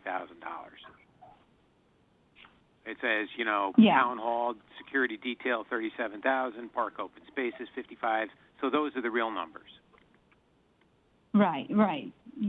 Yes, and he has it all broken out as to, trust me, you should see the spreadsheets he gave me, broken out as for every task that each officer did. It's quite detailed, but it did come out to $130,000 for the 6-month period actual. And Okay, as could you I forward said, us that? this is not. Could you forward Yeah. that document, because I was looking at 245,000. Right. We that was what we had at the time. Now I'm starting to, as I said, gather and actual figures the last week or two, and we're getting closer to putting in an official submission for actual expenditures. And if perhaps in the next week or so I can give you actual numbers, and you can see at what we did spend by department for COVID related expenditures from January through June. Okay, that would be helpful and more accurate. Yeah, I think that would be a better representation of what we spent, obviously. Yeah, and that's what I'd be interested in seeing. Thank you. Yes. All right, thank you, Mr. Basin. Ms. Marion. Hi there. Am I on mute? Sorry. No, you're good. No, you're Okay, fine. good. Thanks.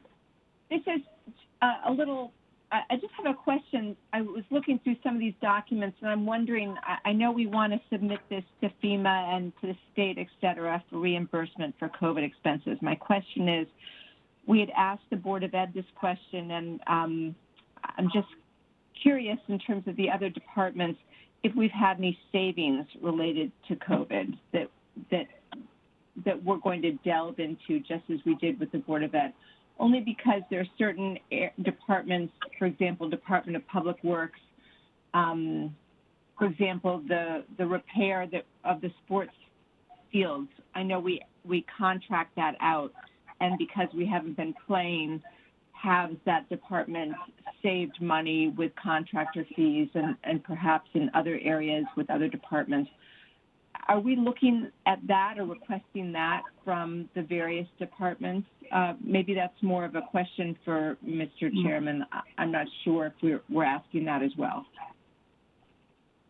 Yes, at this time we have not been compiling actual savings related to COVID-19, but perhaps there are savings, as you have mentioned, contracted work and such, but we have not been tracking that at this time. Mr. Chairman, it would be interesting to see if there are such savings. We talked to the Board of Ed in terms of the cost of running some of the schools and decreased costs in electricity, fuel, et cetera.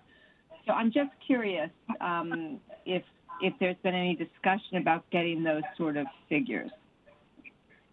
So I don't know, Mr. Bremer, this will go more towards you or Ms. Sachs. Is there, if we're not tracking it, I don't know if you mean you're not tracking it or nobody's tracking it. Well, if I may, this is Tom Bremer. Well, we are tracking it in the sense of we have just finished the budget. For the fiscal year. So we're very conscious of, we have to close our books. We're looking at whatever savings there are because hopefully we're going to be able to pour them in whatever the surplus is. So we are absolutely looking at every nickel that we can grab our hands on to add to whatever surplus we can possibly add to, because the fiscal year just ended. Now, as far as moving forward, we will be tracking any savings that do occur from COVID. We're all hopeful that COVID is winding down, and so I would imagine the savings will be relatively small. But certainly if COVID springs back, we'll have to look at that as well. So yes, we are absolutely tracking the savings. Okay, thank you. Thank you.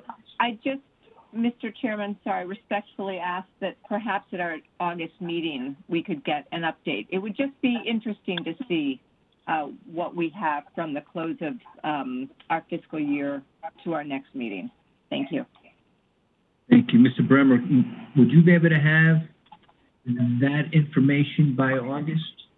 I'm not sure if we'd have a complete number, but we can certainly update you as to what we believe at that time. Sure. All right, thank you. Thank you. Mr. Walsh? You're on mute. Zach, so when was this list of departmental costs prepared? What it says preliminary unaudited. This is total projected as of 6/30/20. Was this months ago? Yeah, it was probably about a month. Yeah, probably about a month ago, I would say. Okay. Okay. Because this, we seem to be getting. I just raised the question regarding the police department question that Mr. Bateson posed, because we were getting one of these like almost like monthly, these updates, and we were trying to refine and try to like zero in on the number. And now it just confused me because these numbers for the police were from months ago, is what you said, because they're a lot less than that. So I just didn't know. It says total projected as of 6/30/20. We're past that now slightly, but you know, so this is the most accurate number you have right now without actually going to actual. Correct. Yeah. Okay. Is there any other? Finance. What would you say? No, I was going to say finance is still processing invoices for Okay. year end. You know. Are there any other large variances other than the police department that you know of right now that won't hit those numbers that you thought that seem low, or even the opposite way, that you know are on here as low, but they actually turned out to be much higher? Let's see. For example, fire department had projected 82,000. So far, I have 64,000. So that's a $20,000 variance. Yep. That's nice. Yeah. So definitely, this projected one is over projected by about $100,000. Okay. Apparently. Okay. Well, that's helpful. Thank you very much. You're welcome. Okay, thank you, Mr. Walsh. Any further questions? Okay, seeing none. Ms. Saxel, thank you very much. Thank you. Mr. Bremer, thank you. But if you could just hang on, we're almost done here. But Ms. Saxel, you're free to go. Oh, great. Have a good night, everyone. Good night, Connie. Thank you. Thank you. Bye. Okay, item number 8. To hear, consider, and approve the following meeting minutes: May 5th, 2020, May 7th, 2020, May 11th, May 19th, and June 4th, 2020. Can I have a motion to put this before us? Mr. DeWitt, seconded by Mr. Testani. So we will vote on these one at a time. They are all before us. So, for the Board of Finance special meeting minutes, May 5th, 2020. Any comments or questions on these minutes? Okay, we're in favor. Let me do it this way. Let me put the May 5th minutes before us. I'll do it individually. I need a motion for this one. Mr. Testimony sent by Mr. Mottola. All those in favor, say aye. Aye. Opposed? It's unanimous. For the minutes of May 7th. Understood. All those in favor? Aye. Aye. For the minutes of May 19th. All those in favor? Aye. Aye. Did you miss May 11th? May 11th. You did. May 11th. We did it. No, we didn't do May 11th.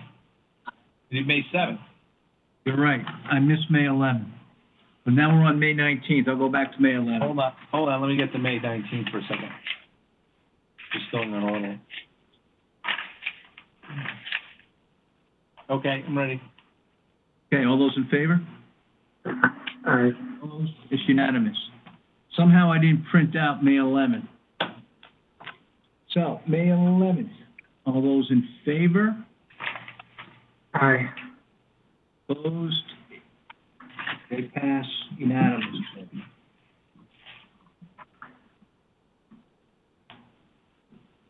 June 4th. For the minutes of June 4th, all those in favor? Aye. Opposed? Okay, they pass unanimous. Did I get them all? Yeah.